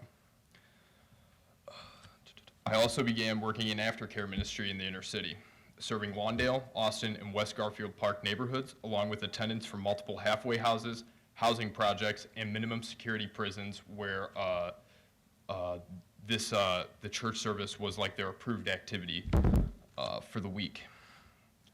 So through my teens, I knew that helping people was something I really wanted to do, whether religion was involved or not, and I experienced a lot in a few years. I've lost multiple friends from overdoses and suicide, to witnessing gang standoffs in the aftermath heading to church in West Garfield. I started experimenting with cannabis when I was about 14, but I didn't realize it then, but later on it would become a saving grace for me. During my freshman through junior years in high school, I was put on medication for ADD and senior year PTSD as a result of what I witnessed in Garfield Park. I began to experience the side effects I wasn't expecting or could handle. The Adderall made me even more energetic and jittery than I always was, and the PTSD medications caused chest pains and mood swings. This is when I began to turn back to cannabis. It was the only medicine that I'd used that had helped me to kind of come back to earth and feel like I could operate normally. It was far safer and far more effective with none of the side effects of the pharmaceuticals that I was prescribed. I became a medical patient in the state of Illinois after a few trips to Colorado and finding out what actually helps me. I've seen and talked to many people of all ages and heard their stories. Cannabis has saved their lives too. I have friends with Crohn's and epilepsy, and without cannabis, they would be either in unmanageable pain or dead. Those friends that I lost, this isn't just about anybody being able to purchase cannabis. It's about opening access to a medicine that has been proved time and time again to be effective in managing symptoms. Did you know that some citizens are worried about even having a cannabis card in the first place? They worry it will infringe their rights. One of the main concerns is having your medical status tied to your driver's license. Any officer in any state can pull that information and see that you're a card holder as soon as you are pulled over. As of June, sorry, I lost it. But I understand though, when we want to know if they're impaired.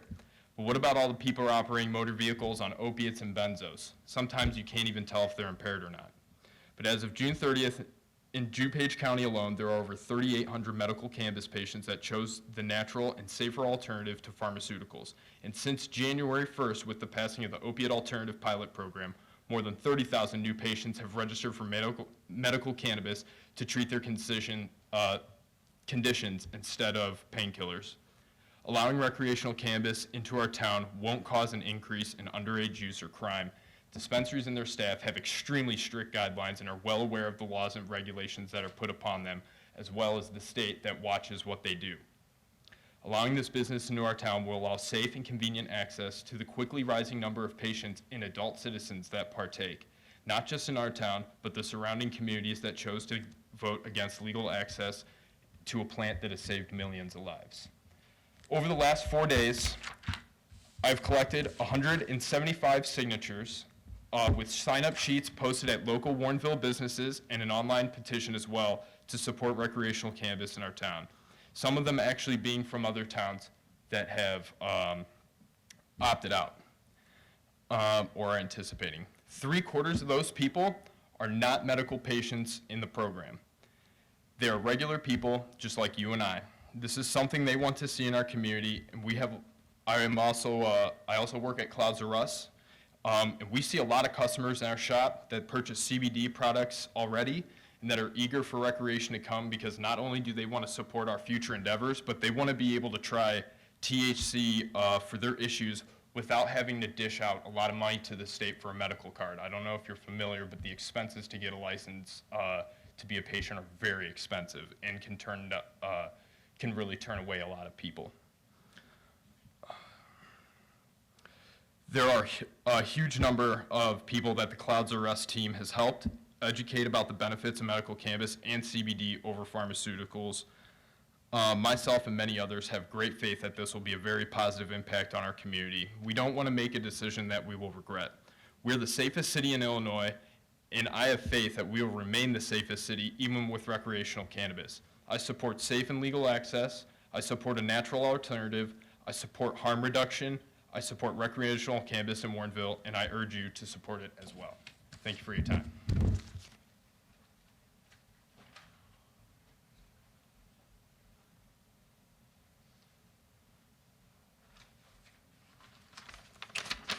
Good evening. My name is Robert Peppel, 3 South 501 4th Street.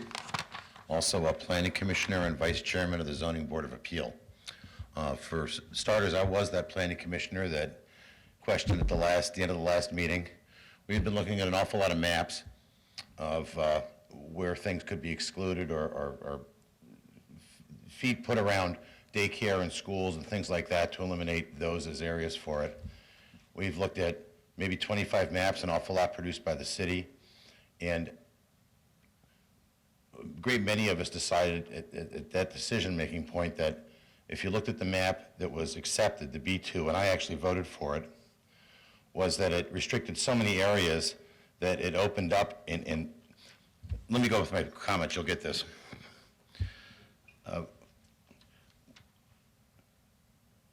We've had intense conversations over the last months regarding this, and we've been regarding the wisdom of legalization. So let me just say that what I've learned from many public hearings on this subject is that if you wanted to talk about whether marijuana should be legal in Illinois, you should have been in Springfield. If you wanted to talk about whether or not Warrenville should have a dispensary, then you should have spoken up in 2013 when I was not on the planning commission at the time, and the city council approved by ordinance a medical marijuana facility eligible for this town. And no one came in to talk against that. I'm sorry? And so we were asked to make 2 recommendations to the city council. And for the first time since I've been a planning commissioner, we were asked to give our opinion. And we voted 7-1 that we thought the idea of having a dispensary in town was a good idea. And we also voted 6-2 for the more restrictive map. The 2 votes that voted against the restrictive map wanted a more open map. And in my case, I always pictured this thing being west or south of town, maybe in a vacant bank building, something like that. But once you started adding all these restrictions for all these, for public facilities, for churches, there's even restrictions for individual licensed daycares, homes with daycare facilities. So just to be clear, the more restrictive map actually boiled down to a few properties on the very periphery of town and the Family Foods Plaza, which was never my intention for a dispensary. All right, so we learned that there was no issues with existing medical dispensaries, and the only problems with dispensaries elsewhere in the country were the facilities that allowed smoking on the premises. That was something that the Illinois state allowed you to do, was to have sort of a smoking bar or a hookah bar next to it. And we dismissed that out of hand, and I'm sure the council and most people in town would as well. So the point is, we're not opening a bar, they're not opening a casino. People aren't going to go there and stay there and party or have activities there. They're going to go there, they're going to buy their product, they're going to leave. They're going to go into a state-run facility. The state audits the books of the place. They run background checks on the employees, and they do audits on the employees as well. I know that a lot of people don't have a lot of faith in the state, but the state can shut you down. You're going to lose an awful lot of money from your investment. So I voted in favor, as Warrenville has always been a town with an independent streak a mile wide. We have never needed the city to tell us what we can and can't do if we're old enough and it's legal. I know there's an awful lot of reference to the chief's conversation. His conversation was basically about what the problems are with the legalization of marijuana in the state and what kind of pressure that puts on local police. It was not that having a dispensary here was going to increase the number of people that smoke marijuana in Warrenville. In fact, one of the reasons I'm speaking tonight is because I'm not going to be a person going to the dispensary. I got through with that in my 20s. But I really feel that because it's illegal, because this is a new thing in the state, the new thing to this country, that there's an awful lot of people, a lot of people that smoke marijuana in town that are not going to come forward at an official meeting and speak on behalf of it. So I thought you at least needed somebody to bring a little bit of reason and balance to it.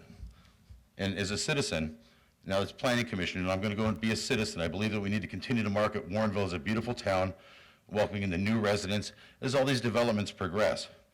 Encouraging this next generation to live, shop, and work in Warrenville without having to shop elsewhere, which is what we're all used to. The days of my grandparents' 3 martinis and my parents' 5 glasses of wine are over. I don't understand the 20 and 30-year-olds. I work at their houses all the time. But I understand that they look at things differently than we did. The socialization of marijuana, the socialization that they feel with each other, the internet, the technology, which is scary to me. It's a different world, and it's some world that I think I'm gonna have to get used to. And once again, because it's always illegal, I'm sure there's an awful lot of people who aren't going to come here and speak out at a public meeting. It's still illegal, and it will be till January 1st. I haven't even discussed the fact that we might get some tax benefit from this, that somebody from Naperville or Wheaton would probably rather come to Warrenville to purchase their marijuana than to drive to Aurora, West Chicago if they legalize it there or have a dispensary there. But I've heard an awful lot of information on it. I've heard the majority of people talking about the dangers of marijuana. People are going to use it, they've been using it, and the only thing that I've gotten almost complete agreement on is that no one feels that people ought to go to jail, lose their rights, lose their student loans because they possess or smoke marijuana. Thank you. Okay, unless there's any final remarks from any citizens in the audience, that will conclude our public comments. Does anyone have any final thoughts or comments that hasn't spoken at this point?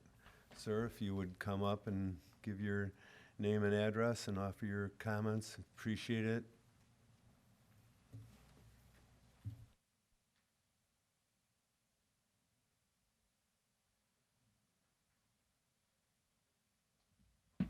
Hi, good evening. Tim Callahan, 3 South, 735 Glen Drive. First and foremost, I missed the opening of the meeting, so I don't know if it was mentioned or said, but it being November 11th, I'm just excited that we're here in this kind of forum and that we're not closed down like a lot of government offices, so that we could actually just say thank you to any veterans in the audience, any veterans up here. Thank you for your service. Appreciate everything that you also do on the city council. 3 years ago, about 3 years ago, was the last time I stood at this stand, and I know many other residents near Glen Drive did as well, to petition not to open a business next to the home that we were moving into. And most people on this council that were here at that time voted not to open that business, and that was very much appreciated. I'll paraphrase our good mayor in what he said in his last remark at that time, and it was, we listen to our residents. And I know you said to that good business that wanted to open on Glen Drive South, once you have our residents behind you, maybe we'd be willing to change our minds, but we listen to our residents. So I appreciate all the time that all of you take to sit in those seats and listen to your residents. I think you've heard a lot of positive things on both sides of the ledger tonight. I'm proud of a former student that I haven't seen in many, many years. Educated young man who can speak very well for himself. So I'm speaking to you as a former principal in this town from Johnson Elementary School back in the day, and also as a resident. I know that there is a strong need for medical marijuana. I don't think anybody doubts that it has done good things for people that needed it or that do need it. I don't doubt that at all. So if we're talking about a medical dispensary for that purpose, I understand people have medical needs. I also know, like probably just about everybody in this room, that we've lost a lot of really good kids. Went to a funeral about 2 years ago of one of our kids. I don't want to go to any more funerals.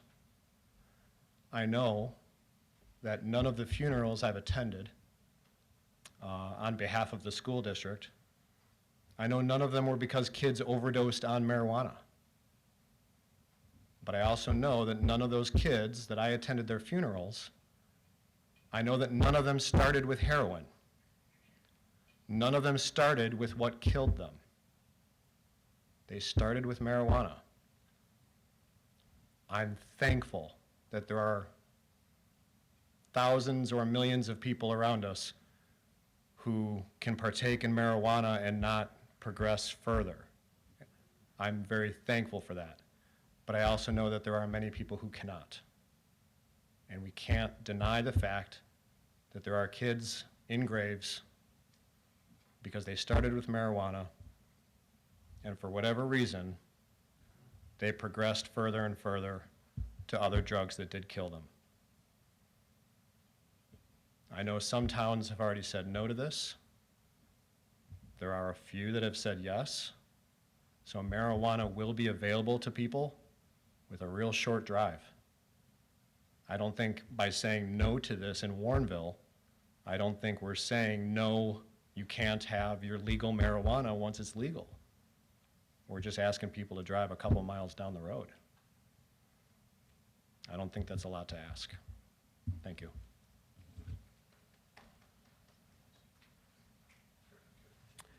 Okay, that concludes, oh, Charles?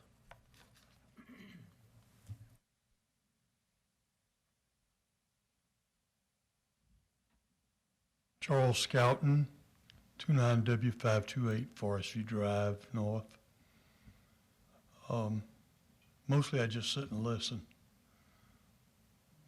And there comes a time that I think we need to speak up, and this is one of them. I think it's important for Warrenville to be a friendly, business-friendly town and to be regarded as such. And I think it is.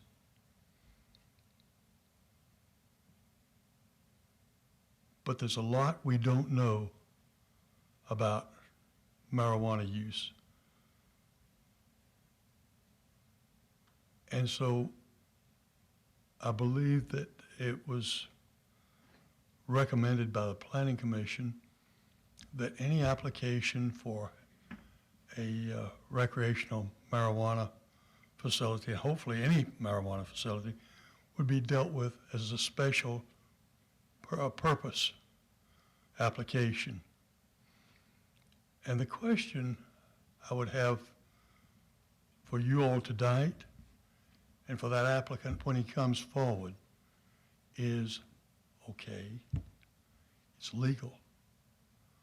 Why now and why here? Why do we have to do it here? If we don't opt in tonight, that doesn't preclude us from opting in 2 years or 5 years from now when we find out what wonderful things happened to the people who did opt in. We've heard about what wonderful things are going to happen if you opt in. Well, let's wait and see. We can wait a couple of years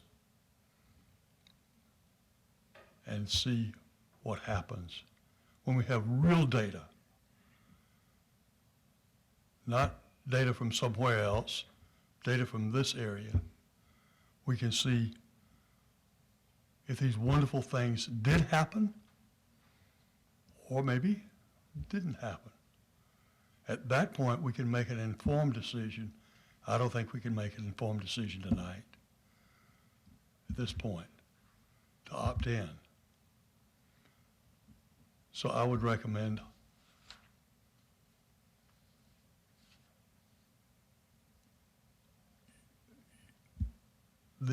following the staff recommendation for B2,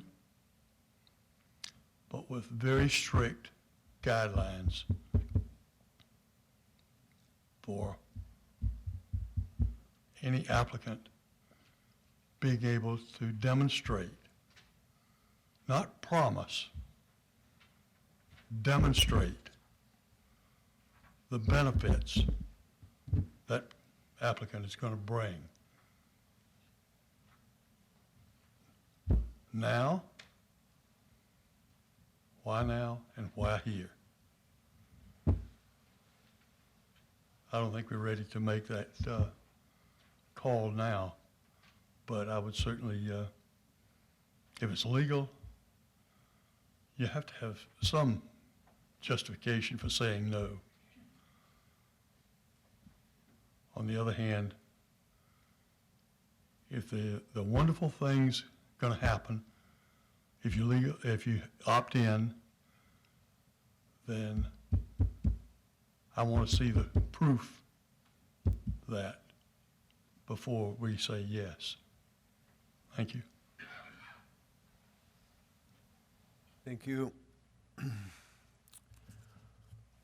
All right, I think we're finished with public comment. At this time, I will turn it over to Community and Economic Development Director Menser. Right?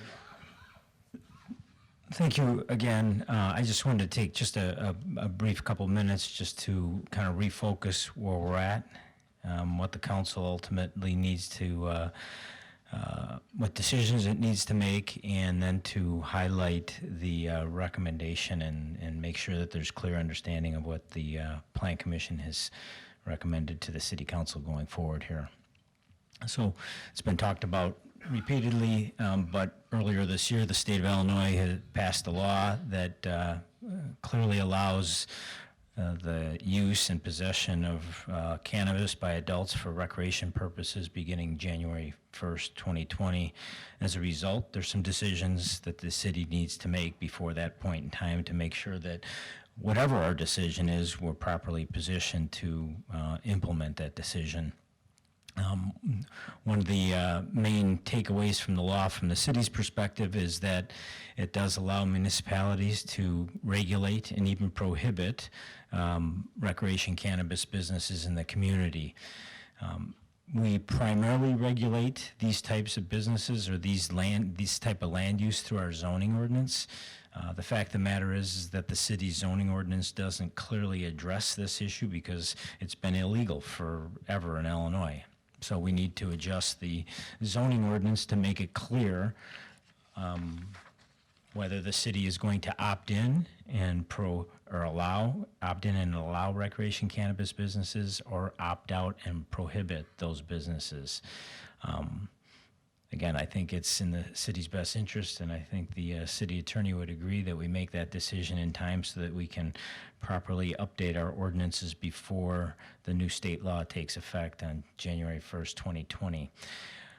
If the city does decide that it's going to opt in and allow these types of businesses, the city needs to define in detail the scope of city regulations that will control where these businesses operate in our community and the approval process that they would be required to go through in order to open a business. And then finally, if they are allowed, the city certainly should take time to make a decision on what, if any, additional local taxation would be applied to those businesses.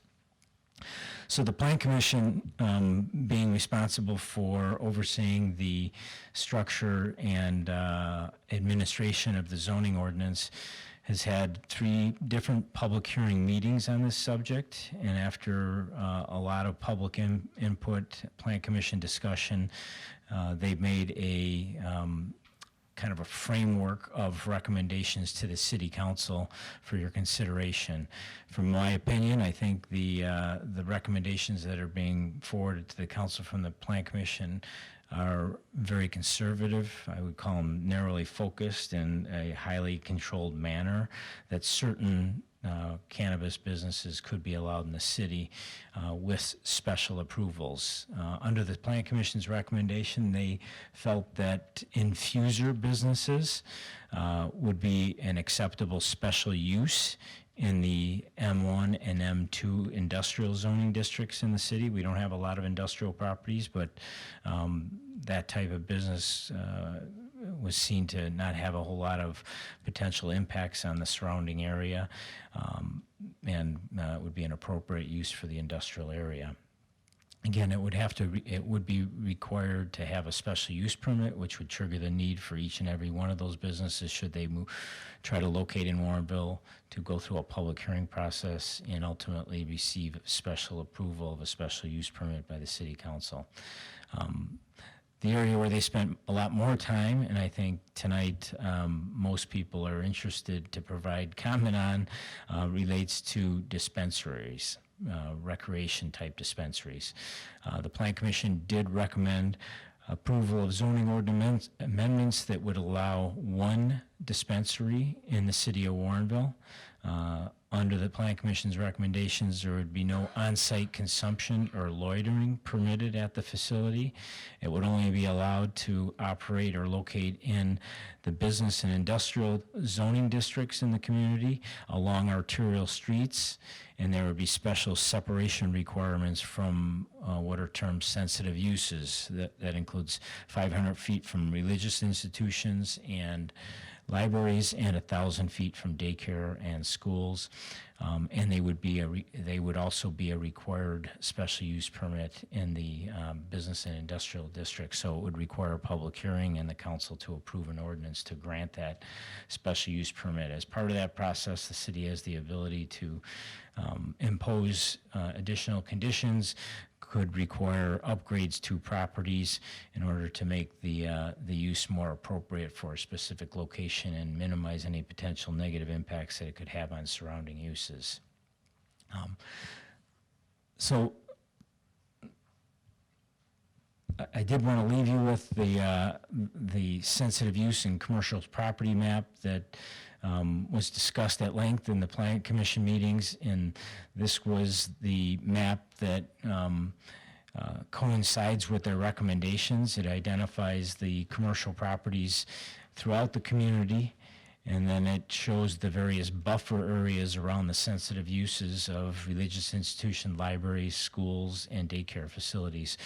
So when you look at this map, what you're seeing is those properties identified in red but don't have any yellow or blue shading on them. Those are the properties that would be eligible for a potential dispensary under the Plan Commission's recommendation. Doesn't mean a dispensary could locate in any of those automatically. Again, they would have to make an application, go through a public hearing process, and the city council would ultimately need to approve a special use permit that would say that a specific red property was an appropriate location for a dispensary.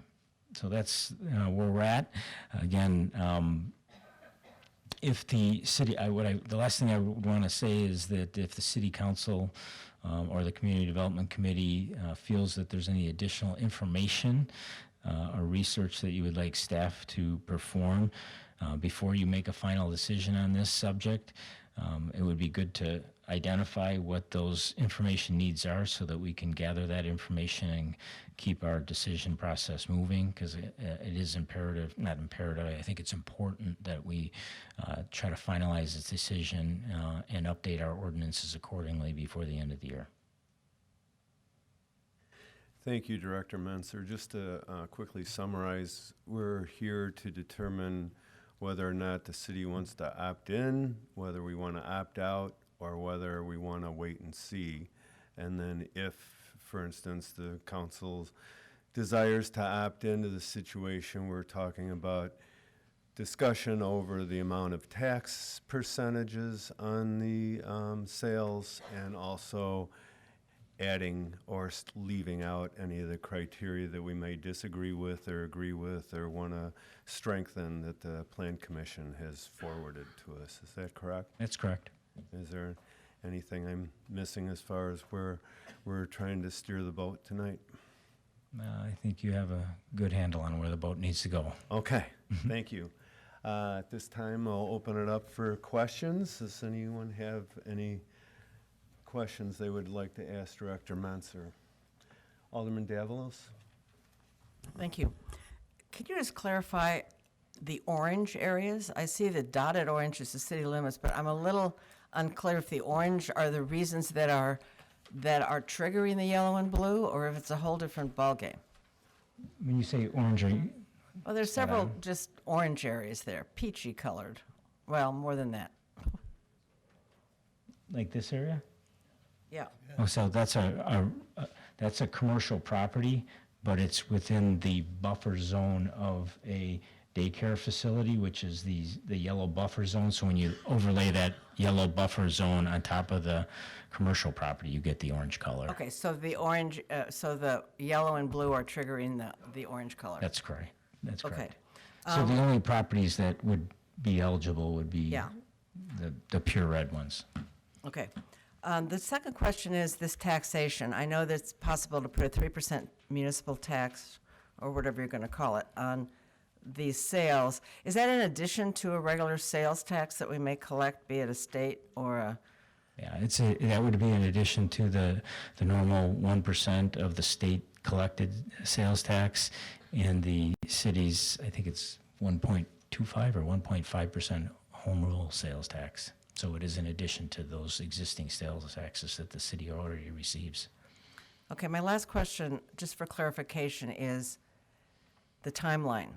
So when we originally received a timeline, the final vote was to be taken December the 2nd at a council meeting.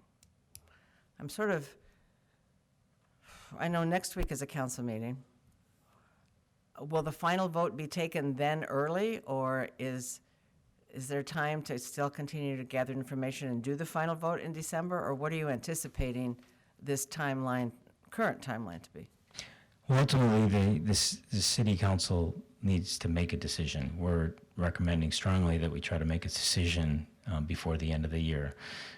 In order to do that, the city council tonight, you either make a recommendation to the city council to opt in or opt out, and then there's some follow-up recommendations depending on what happens with that first decision, or alternatively, you could continue to another committee of the whole meeting for additional discussion and additional information. You need to have you have to do something tonight. I mean, something has to come out of tonight. You either need to make a recommendation to the city council or continue it, defer to another committee meeting for additional discussion. But I don't think it's essential that you make a decision by that first meeting in December, but that doesn't leave you a whole lot of room for that last meeting in December. Yeah, I have no problem with December. I'm having a little struggle with next Monday. Yeah. But, and I also, is there a third option? Oh, no, wait a minute. Is there any value, even if we opted out, to have the ordinance in place? So, to maybe have it in place for a later time, or a wait and see, or an I don't know what. But part of me hates to leave a hole there. I mean, I know if we opt out, we don't need an ordinance, but a lot of work's been No, done. if we opt out, we need an ordinance, because Okay, good. we need to amend the zoning ordinance to make it clear that these types of uses are not permitted in the city of Warrenville. Right now, the ordinance is silent on the issue. I mean, there's some provisions that kind of speak to, if it's silent, then it's automatically prohibited, but, it's much more advisable from a legal perspective, and puts the city in a much stronger position to defend its decision not to allow these if we codify that into the ordinance, into the zoning ordinance. Okay, because that's sort of my feeling. A piece that I would like to see is the ordinance, whether we opt in or out. I mean, I would be very much in favor. I just don't know how to fit that in to December 2nd. So that's my only thought. Attorney Loneman, did you have a comment? No? Okay, thanks.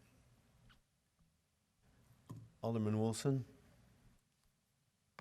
I've been in touch with quite a few people here within the last few days, last week. And one of the major questions coming up, and I know the big red zone around family foods, is a question that I know it's there and it's not restricted, there's nothing 250, but it's just the attitude of having it right in there by a grocery store where families go in and come out. And I don't know that there's any additional limitations or some way that, it just seems like that to me is certainly not the best location for a store or a good business like this. But I just wonder if there's anything else that the Planning Commission has looked at or could look at that might give us a different definition of that, or if that's it, it's going to be the part of it, and we don't know where that person is going to apply. but if we make it open, then they certainly can. So I just have a question about that, and if there's anything else we could do, or anything else we need to look at to see if we can rectify that somewhat. I would suggest that certainly the city attorney and I could brainstorm on that and provide a more detailed answer on that. We haven't had that specific discussion about the Family Food Center. So we can do that and provide that information at, whatever is the next step in this process. I was just going to say, if we have additional questions and research that needs to be accomplished, the next committee of the whole meeting would be November 25th, and that would be the Public Safety and Finance Committee. So I don't know if that gives you enough time, and we certainly haven't gathered maybe all the other questions that staff might be involved in answering. It would be certainly enough time to address that question, but without knowing if there's any other questions or information needs that you would like us to collect, I can't say categorically that would be, with certainty that would be enough time. But along with that question, I was wondering if you could describe the potential or lack thereof of signage in a use that would be centered in a business district like that. Like, I understand that in many cases there, it's not like your alcohol sales where there's posters generated about the type of weed they're selling or what's on sale that week. It's very discreet, and sometimes you can walk past them unless you know what you're looking for. You wouldn't even realize they were operating. Yeah, I think based on my reading of the new state law, I think Illinois, that's one thing that they were, the legislators were sensitive to and learned from the other states that do allow these types of uses.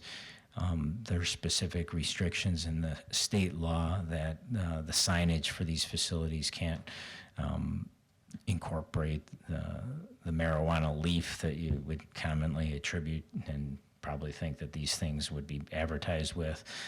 They have to be fairly nondescript signage from a state perspective. On top of it, the city has a pretty restrictive sign ordinance, and I think it's feasible that reasonable restrictions and protections could also be incorporated into additional protections could be incorporated into a special use permit. So as a condition of that approval, the developer would need to provide details on what their signage would look like, and if there was anything clearly obtrusive or objectionable that could be restricted or modified as part of the special use process.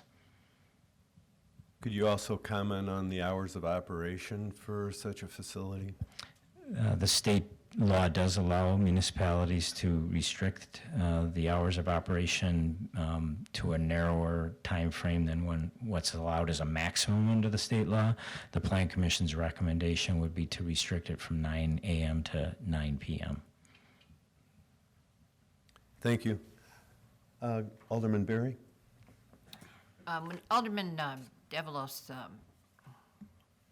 questioned the opting in and opting out and the creating the ordinance, if we ended up opting out, what happens to the ordinance regarding the medical marijuana locations that we already,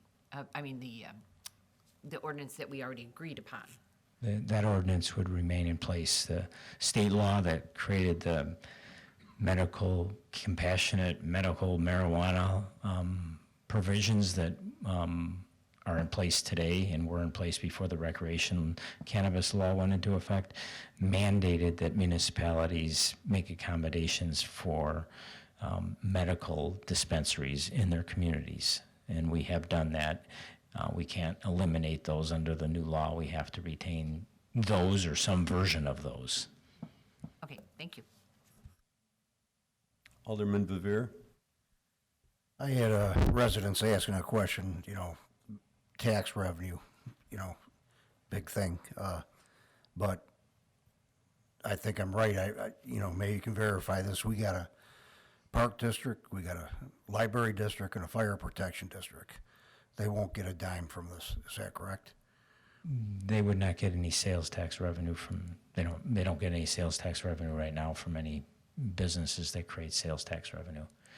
They would, if it's outside of a TIF district and it's, a new build, they would get part of the property tax that would be generated by the development on the property. And if it was built in a TIF district that was bare property right now, and then they put a facility up, they'd get the taxes on bare property for the next 20 years. They'd get the taxes from the frozen value of the property when the TIF was created, whatever share there was, but they wouldn't capture any of the additional property tax value that would be created by the development, which is, that's similar. It's the same scenario with any type of business that would be constructed in the TIF district. It's not just because this is cannabis related, it's any new development, that's how it works. Thank you.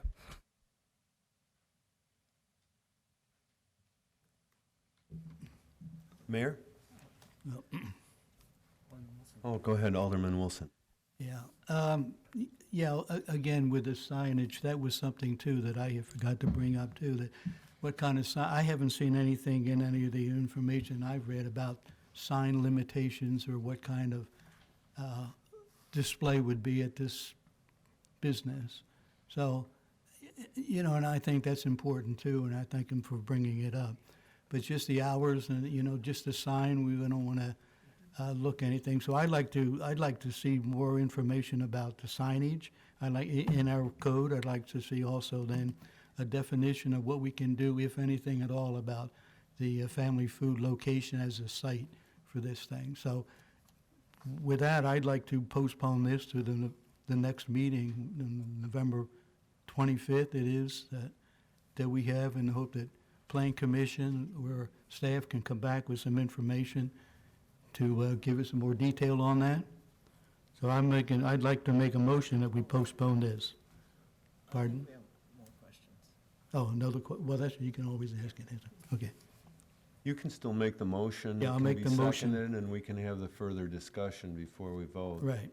I'd like to postpone this to the November 25th Public Safety and Finance Committee for additional discussion.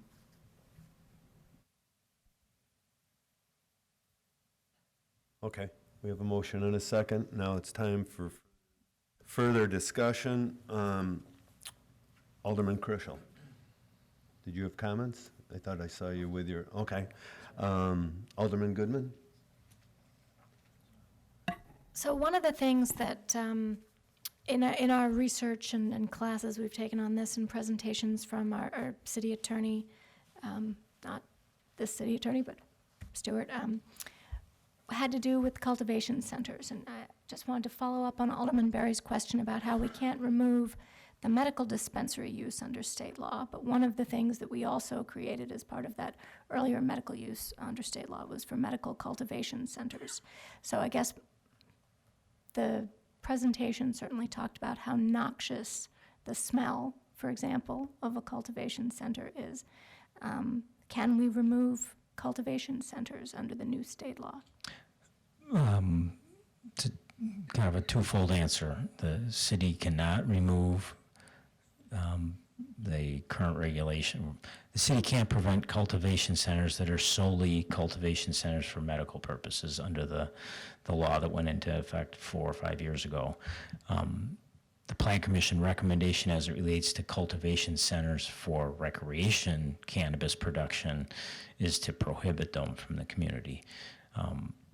The reality of the situation is that there aren't going to be just medical cultivation centers and recreation cultivation centers. It's just, the economics of the situation is they're going to most likely produce, cannabis for both functions out of one, which means in Warrenville that we're not really a viable option, number one. And then the other kind of practical application of a cultivation center is that the scale of these facilities are fairly large, and they're not something that Warrenville has a lot of those we don't really have the land or those types of facilities available in our community to support that type of operation. There's an economy to scale with it, and to be competitive, they generally are in 100,000 square foot plus buildings and outside of Cantera, which these wouldn't be allowed in Cantera just because of the underlying zoning of that project. We don't have that type of facility available in our community, and we don't really have the land available and properly zoned that could support that. Okay, so we're not allowed to prohibit things that we find noxious because the state law has legalized them, including cultivation centers for medical marijuana purposes. Yeah, okay, that's good clarification to have.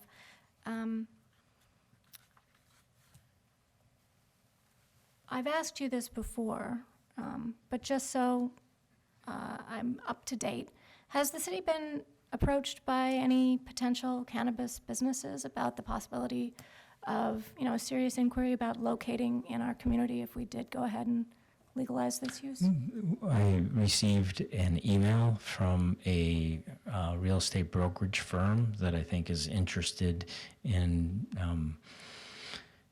developing relationships with businesses that might be looking for property in communities that is suitable for this type of use, but I don't think they had an end user that was saying they are interested in locating Warrenville. It was just more of a survey. Where are you guys at in the process? Where are your regulations going to allow these types of facilities? And then I received an email inquiry from an individual that was interested in possibly opening a facility and wondered where Warrenville was at in a dispensary facility, that is, was wondering where Warrenville was at in the decision process and if that would be possible in Warrenville. I don't think the person was somebody that currently was part of an operation that held a medical license, and which will be the businesses that have kind of the first opportunity to open the recreation type dispensaries. It's all medical. The people that have the medical licenses now will be the first wave of businesses that will open recreation dispensaries going forward.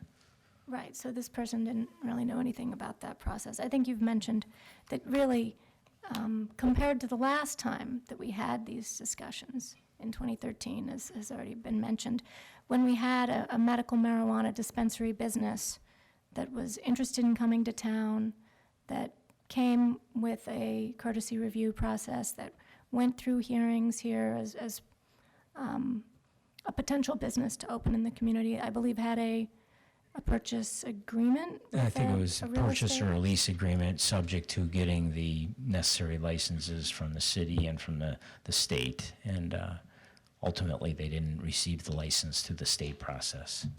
That's right. So at that time, we had, serious inquiries from a specific business that was interested in coming to town and had a location in mind and plans developed.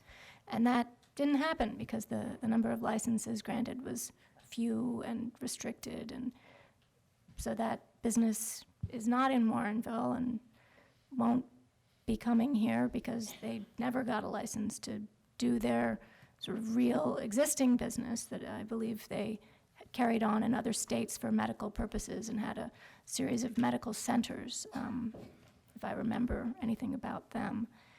But this time around, there's nobody. There's not really anybody knocking on our door. There's people who want to know what we're doing, but there's no business lined up waiting to locate here in Warrenville. I would say that's an accurate representation of the inquiries that we've had. So in community would you say development. that your assumption matches mine, which is that even if Warrenville did opt in, that the chance of a business coming here in the very near future, in January, when this all becomes legal, is pretty low? I would say that it would be virtually impossible for a business to just from a timing and approval standpoint, to open up in January in Warrenville. I don't know who might surface if, Warrenville is to allow them, and, it's going to be reported in the news because every other community that makes a decision, it's reported in the news. And if Warrenville does open the door for that, it's feasible that, that might pique the interest of a business that's looking to find a home. Okay, thank you.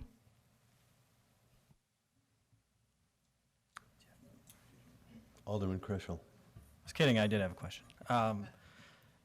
So I guess my concern is that, I want the council to kind of help move this along based on your recommendation that we need to do something before the first of the year. So my question is, if we do vote to postpone this, another 2 weeks, will there be ample time from there, once it goes to city council on December 2nd, to get an ordinance in place by the first of the year?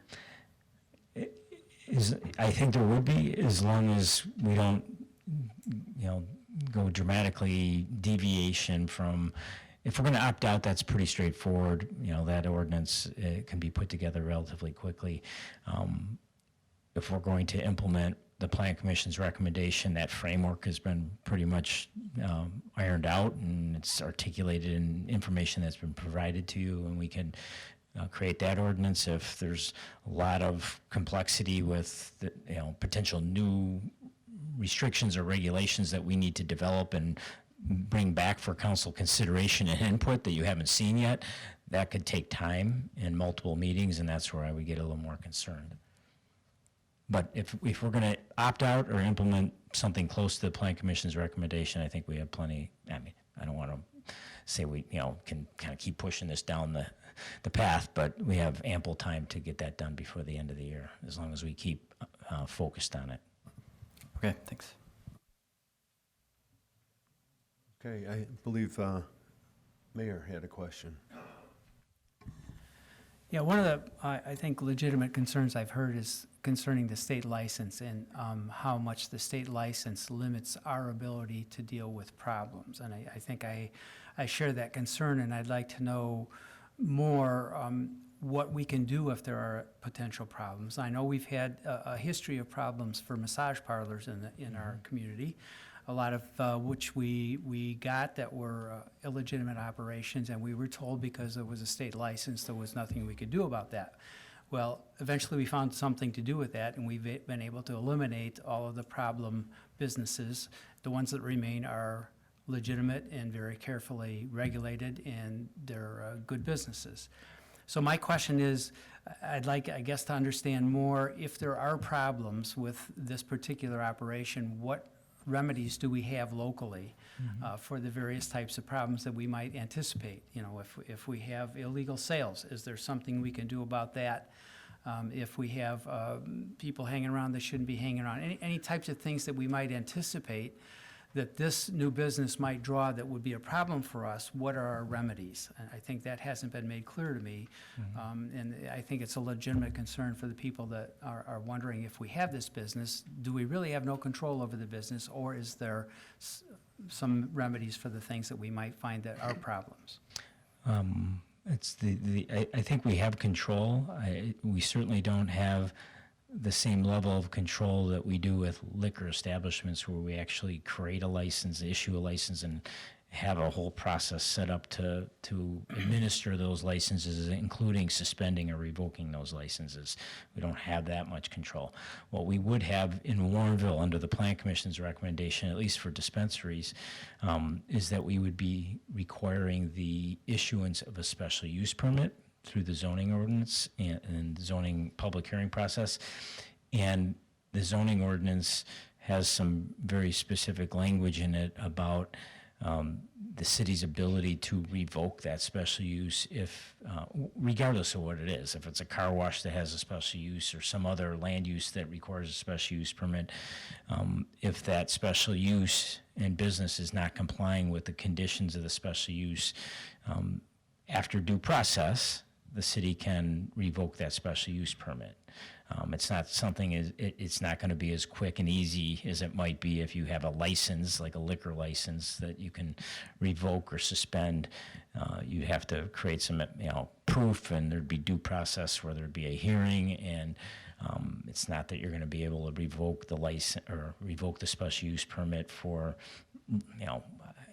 minor violations of the conditions of the ordinance, and there would have to be an opportunity for the business to kind of fix any violations that they're dealing with or that they might be creating by the operation. So yeah, we have some teeth that we can enforce through the zoning ordinance. It's not as good as the licensing program, but it is something. And if it's somebody that's really just running an operation that's completely creating a problem on a regular basis, ultimately we could probably revoke that special use permit. Okay, I guess I would like maybe some input too from our attorneys as to creative ways that we could institute some kind of control if there are problems. My last question would be, if someone is going to start one of these businesses and begin this type of an operation, seems to me a substantial fee that goes to the state, and there probably is a fairly substantial startup cost involved. Do we have an idea of what it would cost to open one of these dispensaries in a given community as some sort of a benchmark? Is anyone aware of that? So I ask that because it seems to me that if some organization or some person is going to make a substantial investment in a business, they're very unlikely to want to break any rules and lose that investment or lose their ability to run that business. So it seems to me it's a good piece of information to know is how much does it cost if you want to open one of those things? Is it something a mom and pop can do, like if you want to open a little restaurant or coffee shop, or is it something that's going to be a far more difficult thing to accomplish? I have seen numbers, I can't remember them off the top of my head, but it's a very substantial amount of money, millions of dollars really per dispensary. Part of the issue is that given the federal status of cannabis, traditional real estate leases are difficult to come by, so often dispensaries purchase properties outright in cash. So the startup costs are very substantial. And yes, it's a very substantial investment. Thank you. That's, and just in general, not a lever, it's not a leverage with a lot of bank loans because they can't, there's not a lot of financing available for these type of businesses. So usually the investment is in the business's actual cash. And the state has limited the number of dispensaries that are allowed in the state, correct? Number of licenses that they're going to give out currently? Correct. It's a phased rollout. So the first wave are the licenses to the current medical dispensaries at their current site, if they're allowed to operate in their town. The second which is going on now, which is the issuance of the secondary location permits, licenses for the current medical dispensaries, so they can have a combo medical dispensary, recreational dispensary at their current location, and then a secondary location license. And then there are going to be tranches of licenses that are issued after that. I think a maximum amount of licenses, I believe, is somewhere around 500, I believe, statewide. Right. And are they geographically mapped so that they have to cover the state, or can they be concentrated? The secondary location license is limited within the same business and economic zone. I can't remember the exact term, but it's, for Warrenville's, it's like Chicago, Elgin, Naperville zone. So it's a very large amount, but so you can only locate your secondary location in that same zone. So you can't go all the way downstate or something. But. Thank you. Will you consider the first part of the mayor's question regarding the permit of the businesses and whether there's any additional local control that Warrenville could place on it for the next meeting? Or I don't know if you can answer that portion of his question now. We can certainly bring back additional information at the next meeting. But just to throw out the other option for enforcement, just off the top of my head, would be through administrative hearings.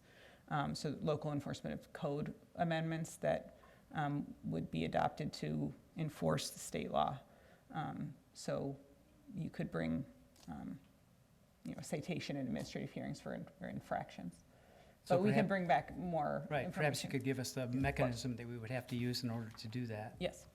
And then outside the four walls of the business, it's generally considered public property, and the police would be able to enforce any of the ordinances or any of the regulations that the city has outside the premises of business, correct? Yes, and the police can enforce the law certainly on the premises as well, but outside, yes, yeah. Okay. I don't know if there's anyone else that has, Alderman Davalos. Yeah, just two quick questions. I don't know if one is for the attorney or for Director Menser. I kind of thought the state regulations had quite a bit about display, that you couldn't have a leaf, you couldn't have, there's just a lot that can't be attractive, especially to young people. Would we drill down past that with more detail onto that, or I always sort of assumed that was adequate? The state law does limit the content of you can't use images of marijuana plant or any other kind of images that may be attractive to children. So I think they're thinking of Joe Camel or, that kind of advertising with animals or something like that. And they can't make any medical claims or other health benefit type claims in their signage or advertising. Beyond that, the city could regulate it further with size limitations or, other sign regulations. Okay. It seemed like a pretty good ordinance, if we have to have an ordinance, came out of the Plan Commission. I'm just wondering, I guess I'm wondering for the final chance of maybe passing the ordinance, but not doing the opt-in, opt-out yet. So that's one thing. The second thing is, Alderman Wilson, the motion's on the floor to move it to the next committee of the whole, which is public safety, is that correct? Yeah. Is that right? Okay. One of the advantages of that would be Chief Tarana would be here, and I spoke with him, and he was attending. I think he will have attended it by the time that meeting happens. About I don't know if it was statewide or just area-wide meeting for police officers or police chiefs on what this is all going to mean to the local community, which is my whole issue. So, from a very single point of view here, I would love to have that, hear him, be able to have him at least answer questions, give us input. I have quite a few questions. Will be the bulk of my questions, actually. So to me, there's an advantage to at least getting the opt-in, opt-out at that meeting to move forward to a council meeting. And Alderman Ashour? Just one comment.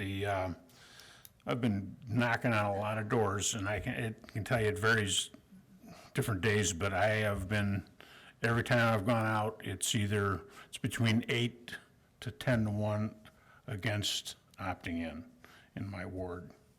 And it would be very difficult for me as an alderman to support the legal sales of marijuana in Warrenville with that type of polling in my ward. Just for what it's worth. Before I call the question, I just had two questions myself. One, if the city can, since this does concern revenue and, the strategic plan's #1 initiative was to try to diversify and increase the city's economic base, if there's any kind of prediction or numbers that can point to what the potential dollar amount might mean to the city of Warrenville, I think that would be good to know. And then we haven't talked at all about person's right to grow their own on their own property. Is that part of this legalization process, or is that still restricted, or how has that changed or not changed? Home grow, the state act did legalize home grow only for medical card patients, and they can have up to 5 plants. But it did not legalize home grow for non-card holders. Okay. Isn't it accurate that the 5 plants need to be indoors also? I'm not sure that's true. I can verify that, though. Thank you for that clarification. Okay, I'll call the question, and the motion was to move discussion of this topic to the November 25th Public Safety and Finance Committee of the whole meeting. I would assume the chairman is okay with that move? We haven't had our meeting to set that agenda yet. I think that meeting is tomorrow. Okay. So providing we can get it on the agenda, we'll go ahead and call for a vote. All those in favor of doing that, say aye. Aye. Opposed? Okay, the motion carries. Okay, that'll, go ahead, the city administrator. Thank you. I was going to try to get you a note here. Do we want to have the city attorney at that Public Safety and Finance Committee meeting? Because she's not normally at the committee meetings, so if you want her, we could ask her now, or she could send someone. Otherwise, she'd be at the council meeting and not at the committee meetings. You can tell me, you don't have to tell me right now if you. Sure. I also want to find out if the council, No, that's a good, two purposes here. One was to get it on your schedule. Two, if the committee wants to, if the council wants to have you here or somebody here, then we should know that.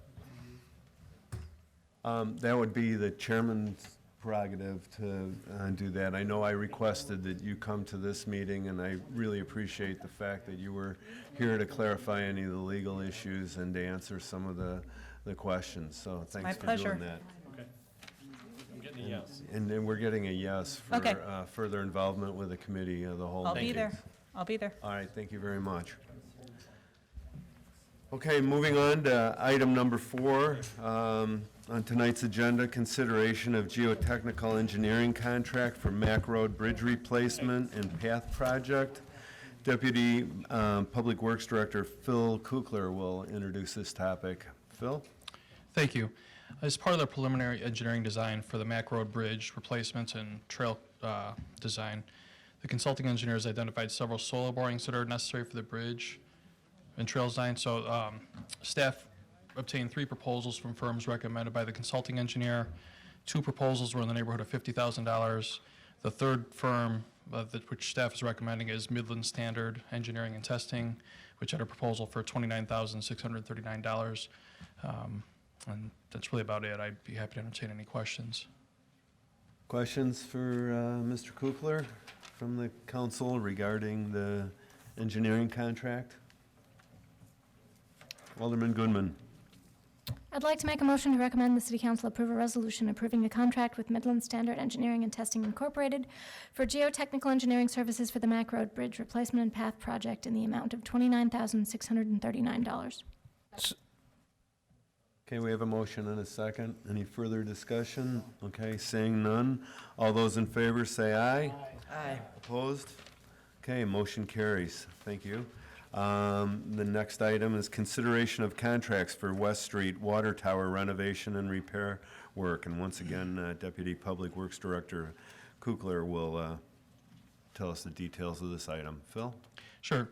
The city's 1 million gallon water tower on West Street, south of Deal Road in Cantera, is in need of painting. Staff determined that the interior of the tower needs to be painted next spring, whereas the exterior of the tower can wait till 2022. The reason the interior tower is a little more urgency because the interior paint is not held up as well as the exterior has. And staff, the city does need to allow 12 months to give notice to the wireless carriers to relocate their facilities from off the tower temporarily while the work is done on the exterior. So having that gap of 2 years will be useful. This work clearly exceeds staff's spending authority. I mean, our spending authority is $25,000, and the work to paint both the interior and exterior is in excess of $600,000. We're not comfortable using the standard bid process for this. This is a huge piece of city infrastructure that's a couple $1 million to construct. There's a lot of liability if it's not done, if things aren't done correctly, if there's damage to it. It is also a big part of the city's water system, so we want to make sure our water system's safe. So we went through and obtained 3 proposals from different qualified firms for this work. And ultimately, in talking with the firms, they also introduced the idea of including or incorporating a long-term asset management contract into this contract, and that would involve annual inspections, periodic cleanouts of the interior of the facility to be able to inspect it better and clean it and make sure it's holding up well. Staff interviewed 3 firms for it, and McGuire Iron's the one we're recommending proceeding with. They're separated themselves from the others in a few different areas. One, their staff that met with us demonstrated very thorough inspections of our facility to prepare their proposal and also prepare themselves to interview with us. The 2 gentlemen we interviewed with from McGuire were the The two will be managing the project for the city and who will be very hands-on. They've got certifications in both the structure of the water tower itself and also the coatings or the painting of the tower as well. And finally, they were very flexible in their long-term contract structure. You know, we were looking for a structure we kind of pay as we go. So in year one, we'd pay for the interior renovation. Then year three, we'd pay for the exterior renovation, and the other years would be just a flat fee for the various inspections, annual inspections and cleanings of the tower. There also is and so that first contract is would be a long-term 12-year contract with McGuire Iron. There's a second contract included with the agenda backup materials. And that is a contract for 3 different repairs that need to be done. They inspected the tower this summer for us, and there were 3 repairs they identified to be done. Those repairs, again, exceed staff's spending authority. So rather than wrap that work into a single contract, I thought it was a good example of, in future years, say in year 9 of the long-term contract, if McGuire came away with recommendations for certain repairs to be done, this is the type of a proposal or contract I'd expect to result from that. So that's why I kept that one separate. And then finally, city attorney and staff are recommending that council waive competitive bidding on this project. And I just want to remind you that that would require a 2/3 majority affirmative vote. So at this point, I'd be happy to entertain any questions. How long has the company been in business? I would have to look. They've been in business quite a while, though. I don't know. I don't have a. Okay. Other questions? Alderman Goodman? So one thing that's come up quite a bit during our EMRP discussions has to do with the high cost of painting the interior of these water towers and the problems with the paint on the interior of the water towers. Because when the inside of a water tower has big chunks of paint coming off in the water, that's a problem. It's an imminent problem. Did this paint job failure and the inspections that were recently done that led to the discovery of these 3 areas that need repairs lead to any discussions or discovery problems with our other water towers? We are, in the next couple of years, probably going to be bringing forward a proposal for painting of the water tower on Country Bridge Drive, and that'll be more expensive than this one because that also has lead paint in it. The lead paint was used to paint that tower at one point or another, so when they blast that, there's going to be additional measures that need to be taken to make sure that doesn't get into the environment, it's disposed of properly. Okay, and that lead paint is on the exterior of the existing water tower? It is on the exterior for sure. I don't recall if it's on the interior or not of that one. It's on the exterior for sure, I know that. And it's not, I don't believe it's in direct contact with the water, based on. Okay, well, if you could bring us back some information about that, that would be really good. Did the last paint job to the interior of this water tower that was done and has developed problems, was that done by a company that painted our other water towers? Do we know? I do not know that. I think the last paint job was done probably when the water tower was constructed. Yeah, so it would have been the original paint job on it, so I'd have to go back and research who constructed that tower and painted it. Yeah, it would have been a contractor working for the developer. Okay, so probably not necessarily going to have the same problems in our other towers because different people did the work at different times. Yes. Okay, that's helpful.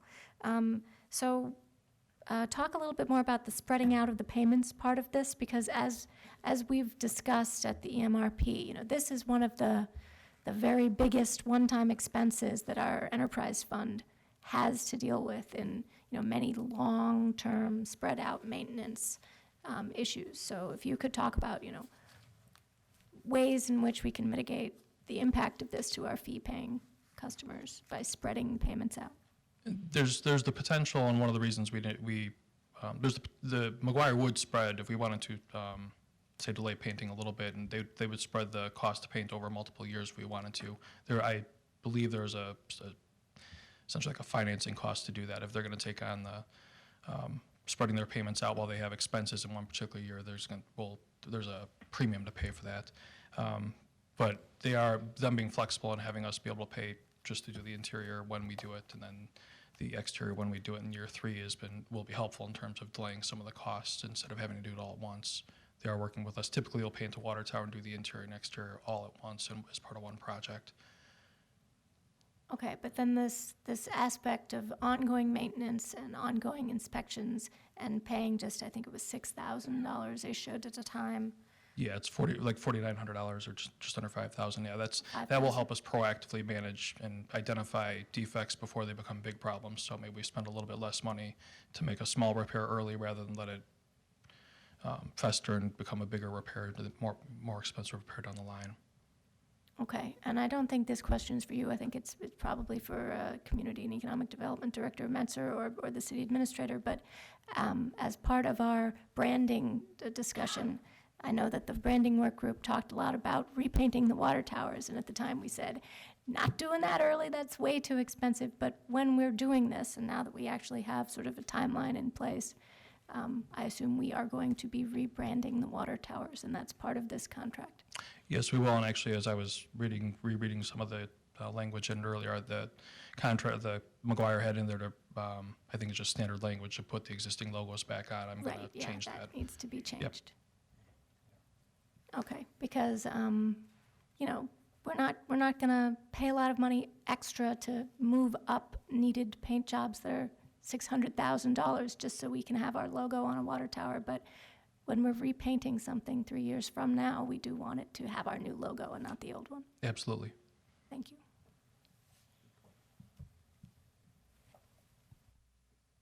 Alderman Ashour. Is there some way we can request an evaluation on whether the cell antennas that are on the towers are properly grounded, or have the towers been protected in such a way that they're not causing any corrosion, specifically because of their installation?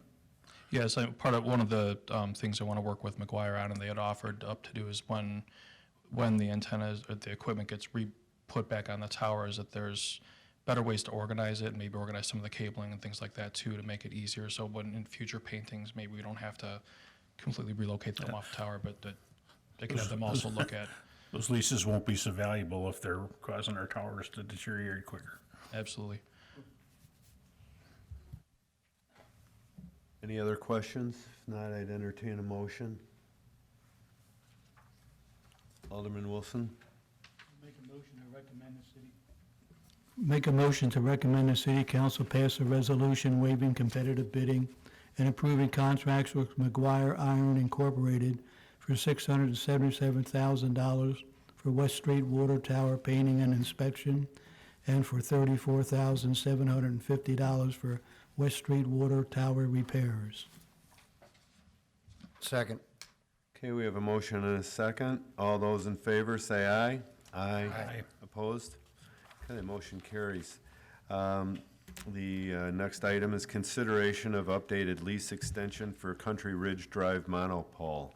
And Deputy Public Works Director Kukler will tell us about this. Phil? Thank you. City Council previously approved a lease extension, or version of this same lease extension, earlier this year in April. American Tower is the company that manages this monopole and this lease for Verizon. And staff and the city attorney had been working with American Tower, assuming that they had also been communicating with Verizon throughout this process.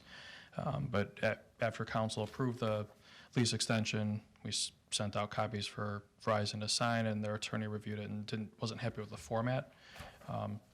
So the city attorney and Verizon's attorney worked together on modifying the agreement so the format was in a form that was agreeable to both Verizon and to the city.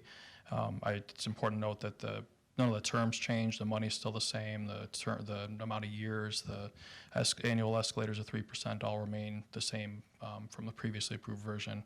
But now we've got a version that both the city and Verizon are okay with, and the copy that was included with the agenda backup materials has been signed by Verizon already, so we didn't have this issue happen again.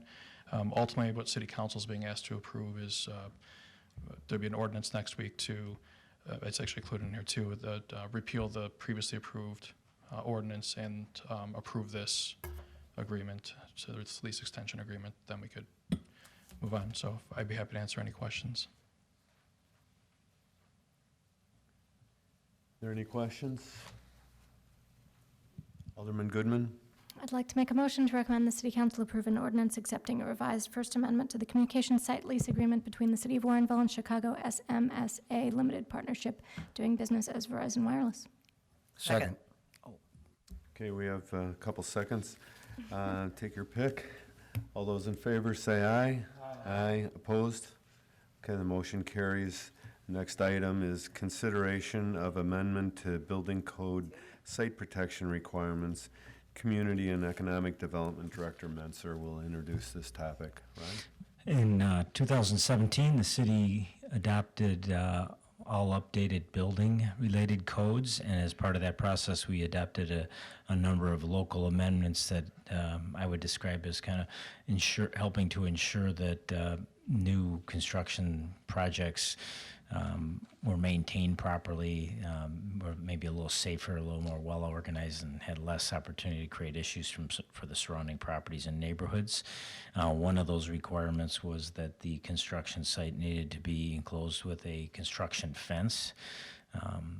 The intent there is just to keep people, mostly kids, out of the site. I mean, if a young person wants to get into the site, they're going to get into the site, but if there's some type of barrier, they're not going to wander into the site unknowingly. The way the ordinance amendment that's in place was written, it specified that the fencing had to be a chain link fence, and we've had a few builders in town ask for flexibility in that and using other types of fencing. And from a staff perspective, we're okay with that. We don't have a problem with that administratively, but it's not allowed by the ordinance. So we're asking if the council would be amenable to approving an amendment, local amendment, that would add some flexibility to the type of materials, so long as that they're installed and maintained in a workmanlike manner, and they do, provide the protection that's intended. Questions from the council? Alderman Berry? Who determines what kind of fencing is The good? What's that? It would be, the developer would propose it, and the chief code official would have to determine if it's acceptable, and then it would be inspected as part of the normal inspection process with the project to ensure that it doesn't, I'll be honest with you, what I imagine a lot of builders will use is the construction type fencing. It's a plastic fencing, and it does require it to be maintained and put back up. It's easy to roll out when you need to get in and out with construction vehicles or materials. But somebody needs to be paying attention to make sure that they're closing it back up, putting the stakes back in to hold it up properly. Yeah, that's the only issue, is that some of that construction fencing is, you're talking about keeping children out or that type of thing. That's really doesn't work very well. As far as I can see, I can tell even when you drive down the street and they're constructing homes and you have that plastic fencing up, it somehow or another in a bad rainstorm or whatever, it kind of falls over and is not, a very good protection. That's my only issue. Alderman Ashour? You're talking about it looks like snow fence, the orange stuff? The orange green, yeah. Yeah. I don't know that it'll be any better or worse than the chain link. The panels that they put up are so easy to remove. And move, and they have gaps, and, I mean, a young adult that wants to get in trouble, they're gonna, if they want to get in there, they're gonna get in there. Even young kids, I think just having the barrier there sends a signal, but if somebody wants to get in there, they're gonna get in there. There's no doubt about it. Well, in a sense, the lighter weight fencing would be easier to repair and replace than cyclone fencing or the steel fencing that they are required to use now, I would think. I don't know. So, any other questions? Anybody want to make a motion? Alderman Goodman? I'd like to make a motion to recommend the City Council direct staff and the City Attorney to prepare an ordinance that would expand the type of fencing materials that would satisfy the requirements of Local Building Code Amendment 3301.4. Second. Okay, motion and a second. All those in favor say aye. Aye. Opposed? Okay, motion carries. Item number 8 is to review and file the Community Development Department's fiscal year 2020 work program. If there's no comments or questions on that, we will do exactly that, review and file it. The next item is to review and file the bi-monthly code enforcement activity report, and if no one has any questions or comments regarding that, we can move on to the fact that there's no miscellaneous items tonight, and we have one more action to take. Alderman Goodman. I move to adjourn. Second. Okay, motion to adjourn. All those in favor? Aye. Opposed? Thank you very much.